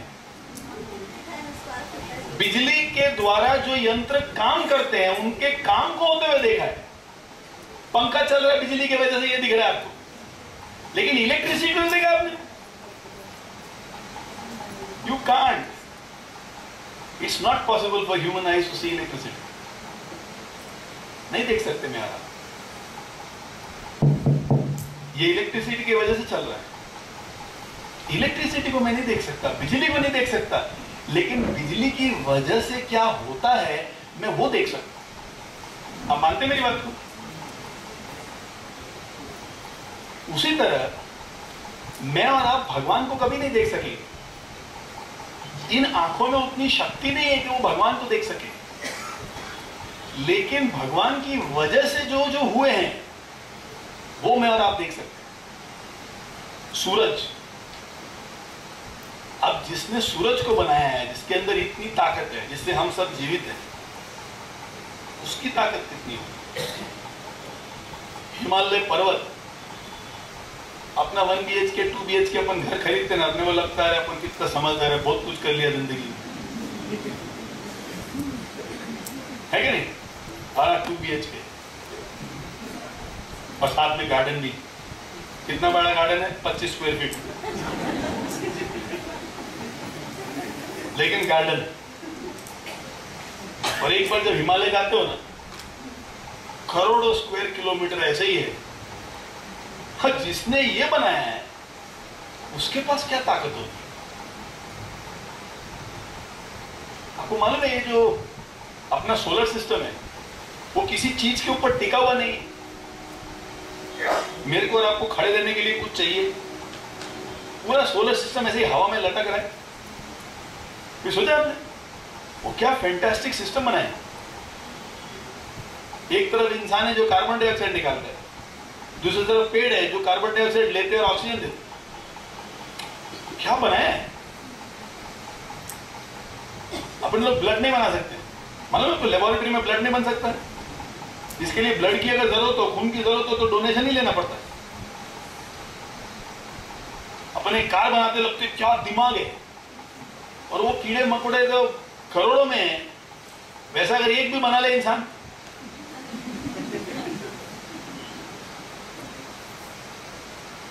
तो बोलते गा, गा यानी गंधर्व। कभी भगवान आपको नहीं दिखेगा, लेकिन अगर आप में विवेक है तो इन चीजों को देख के आपको समझेगा कि भगवान के अंदर ताकत है। तो सा रे गा, गा यानी गांधर्व, गांधर्व यानी जो भगवान के दूत हैं। तो इसके लिए बोलते हैं सूरज देव, गंगा माता, देवता मानते हैं। गांधर्व यानी देवता। गा के बाद में मां यानी माहीपाल। माहीपाल का मतलब राजा। सामवेद में राजाओं के लिए यह संदेश है कि जिस तरह से ऊपर वाला हम सबकी रक्षा करता है, उस तरफ धरती में तुम उसके उत्तरदायित्व, और तुम्हारी उत्तरदायित्व तुम्हारी प्रजा है। जिस तरह से वो तुम्हारी देखभाल करता है, उस तरह से तुम्हें तुम्हारी प्रजा का देखभाल करना। तुम प्रजा के शासक नहीं हो, तुम उनके पालक हो। तुम उनसे ले नहीं सकते। तुम्हारी सोच होनी चाहिए कि उनको दी क्या चीज है। भगवान तुमसे क्या लेता है? जो रिश्ता भगवान का तुम्हारे साथ है, वो रिश्ता तुम्हारी प्रजा के साथ होनी चाहिए।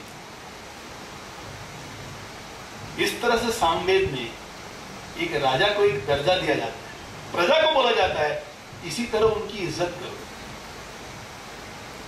तो अगला जो ध्वनि है वो प यानी प्रजा, म यानी माहीपाल, माहीपाल यानी राजा, राजा के बाद में प्रजा, और प्र के बाद में ध का मतलब क्या है? धर्म।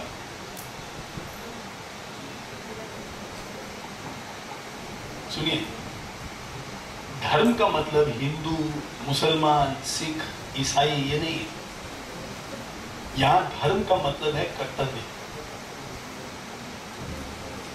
आग का कर्तव्य है जलना, वो किसी के घर में भी हो, आग से जलना।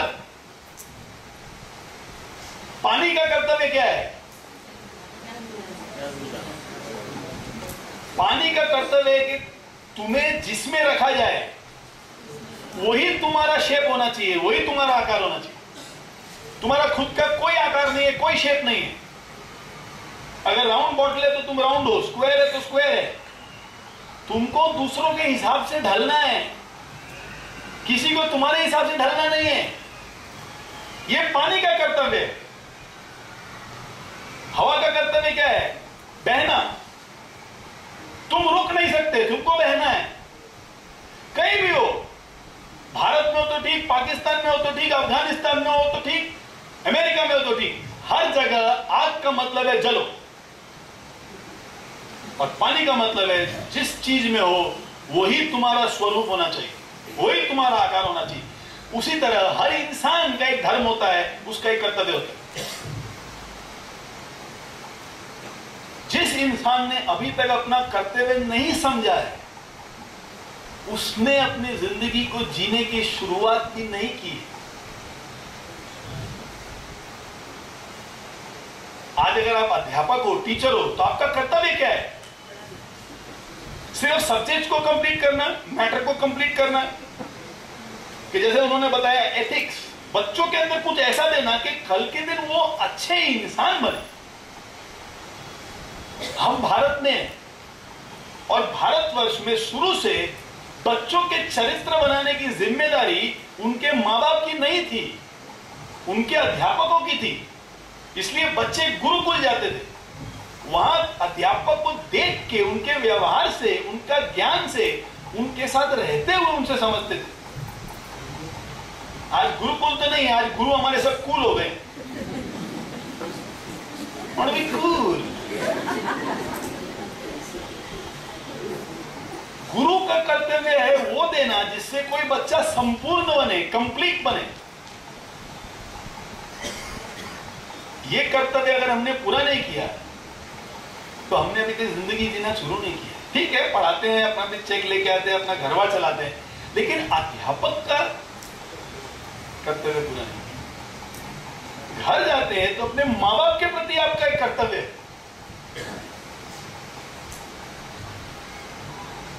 मैं हर जगह ये कहता हूं, मुझे मालूम नहीं जब मेरे पिताजी का अंतकाल होगा तो मैं उनके मृत शरीर के ऊपर कितना रोऊंगा या रोऊंगा कि नहीं रोऊंगा, मालूम नहीं मुझे, क्योंकि मेरा और उनका संबंध बहुत अच्छा है। हम आपस में जब भी मिलते हैं बहुत हंसते हैं। बाप बेटा जब मिलते हैं ना 2 घंटा तो 1.5 घंटा हम लोग हंसते हैं। ऐसी प्यारी प्यारी बातें होती है, मस्त मस्त चीजें होती है। मैं सबको ये बोलता हूँ, मेरे पिताजी के मृत शरीर के ऊपर भी, उनको मरा वो देख के भी, उनके पार्थिव शरीर को देख के शायद मेरे को वो सब चीजें याद आएगी जिसकी वजह से हम दोनों खुश। मेरा कर्तव्य मेरे पिताजी के प्रति क्या है? उनके मरे हुए शरीर को ऐसे मारना, उनके छाती के ऊपर, पप्पा आप क्यों चले गए? पप्पा पप्पा आपको नहीं जाना चाहिए था। पप्पा एक बार आंख खोल दो। पप्पा पप्पा प्लीज पप्पा वापस आ जाओ। पप्पा आंख खोल दिया तो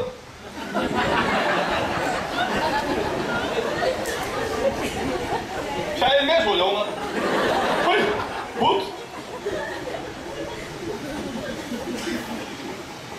चलो जोक सपाट मजाक को बाजू में रखो। मेरा कर्तव्य मेरे पिताजी के प्रति क्या है? उनके पार्थिव शरीर के ऊपर होना मेरा कर्तव्य नहीं। जब तक वो जिंदा है, उनके आंख में आंसू नहीं आए, ये मेरा कर्तव्य है। I don't know whether I'll cry at the dead body of my father or not, but when he is alive, he will not cry. That is my duty. क्या फायदा उनके मरे हुए शरीर में बोलने का, पापा मेरे से गलती हो गई? उनको ये सब चीज की जरूरत नहीं है। जब वो जिंदा थे और बोलते थे नरेंद्र मेरे संग आ बैठ, 15 मिनट बैठ, तब मैं बिजी था। दुनिया में करोड़ों लोग शायद मेरी तारीफ करेंगे, मैंने अपना कर्तव्य पूरा नहीं किया तो मेरी जिंदगी बेकार, मेरी जिंदगी का वैल्यू 0। घर में अगर बच्चे बोलते हैं पापा मेरे साथ बैठो, या मेरी लड़की के दिल के अंदर अगर कुछ भी शक है कि शायद मैं अच्छी नहीं हूं, शायद कोई और उसकी सहेली है जो देखने में बहुत खूबसूरत है और उसने बोल दिया महक को यार तू तो बड़ी बदसूरत है, और शायद उसके दिल को ठेस पहुंच गया, हाँ मैं बदसूरत हूं क्या, इसका मतलब मैं अच्छी लड़की नहीं हूं, अरे बाप रे मेरा क्या होगा। अगर उसका दिल रो रहा है और उस समय मुझे टीवी में ज्यादा दिलचस्पी चाहिए या मेरा फोन में ज्यादा मेरे को इंटरेस्ट है, मैं क्या कर रहा हूं बाप के हिसाब से?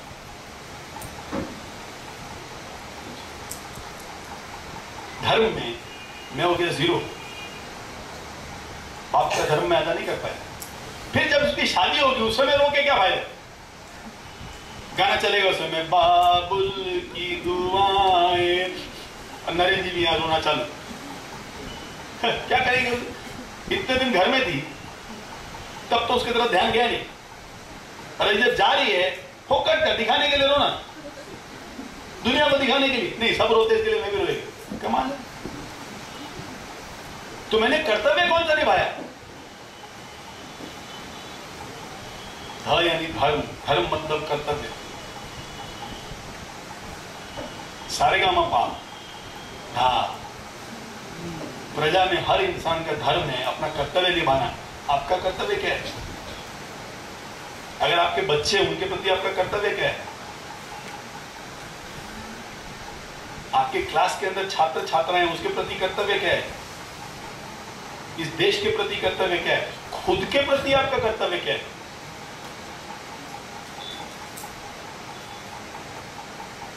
ये नहीं समझे तो जिंदगी जीना चालू भी नहीं की। फिर वो ये मेरा आज जो है वो कल का ज़ेरॉक्स कॉपी, मेरा जो कल है वो आज का ज़ेरॉक्स कॉपी, कैसे तो भी घसीट रहे, पिसट रहे, निकल रहे, लग रहे हैं आगे। हर समय उदास चेहरा, अंदर एक बड़ी उदास आत्मा, चेहरा ऐसा,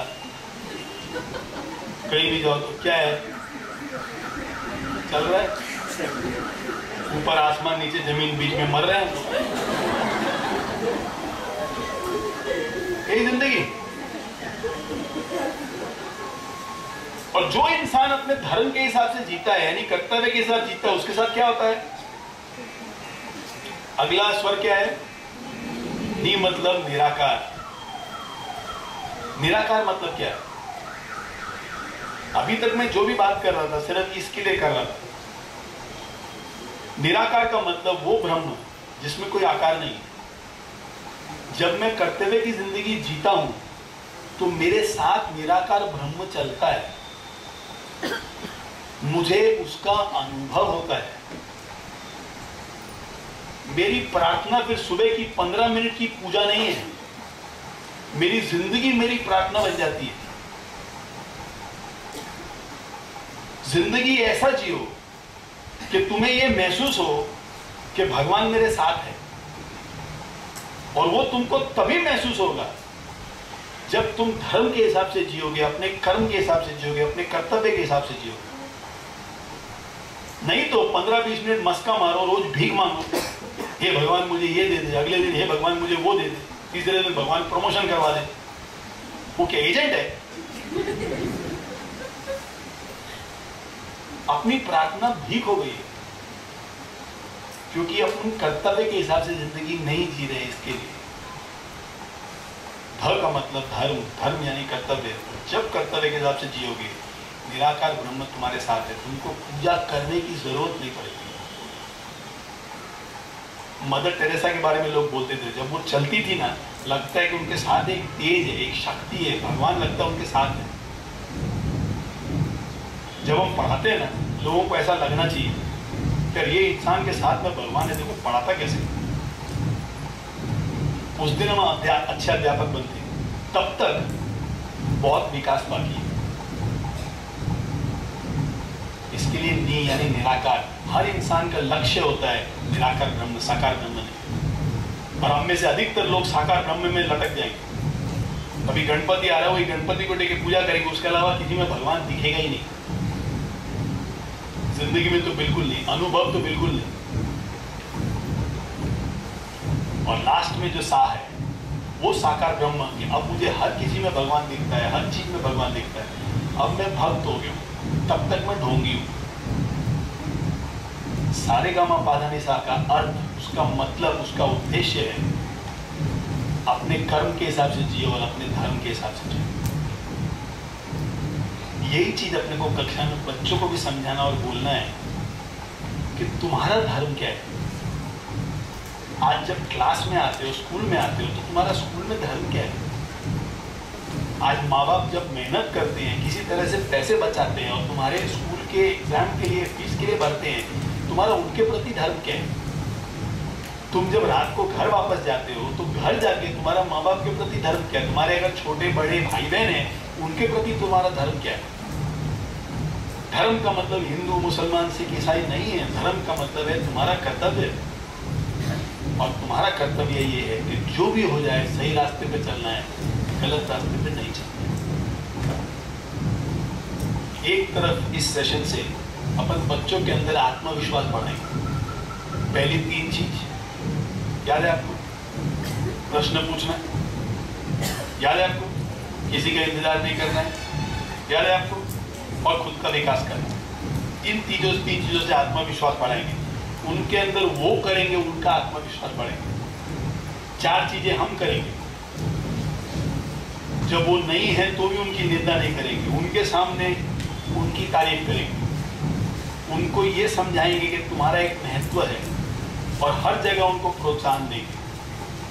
ये दो चीज़ों के साथ में जब आप सारेगामा पाधानी से उनको सिखाओगे, उम्मीद करता हूँ कि ये एक सेशन से उनके अंदर समझ और ताकत दोनों आ जानी चाहिए कि ज़िंदगी में सही रास्ते पे चलना है, गलत रास्ते पे नहीं चलना है।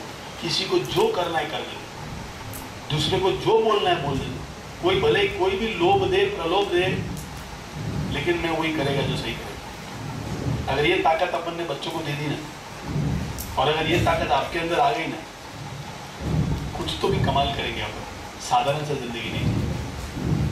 यही मेरी उम्मीद है। Thank you very much and all the best.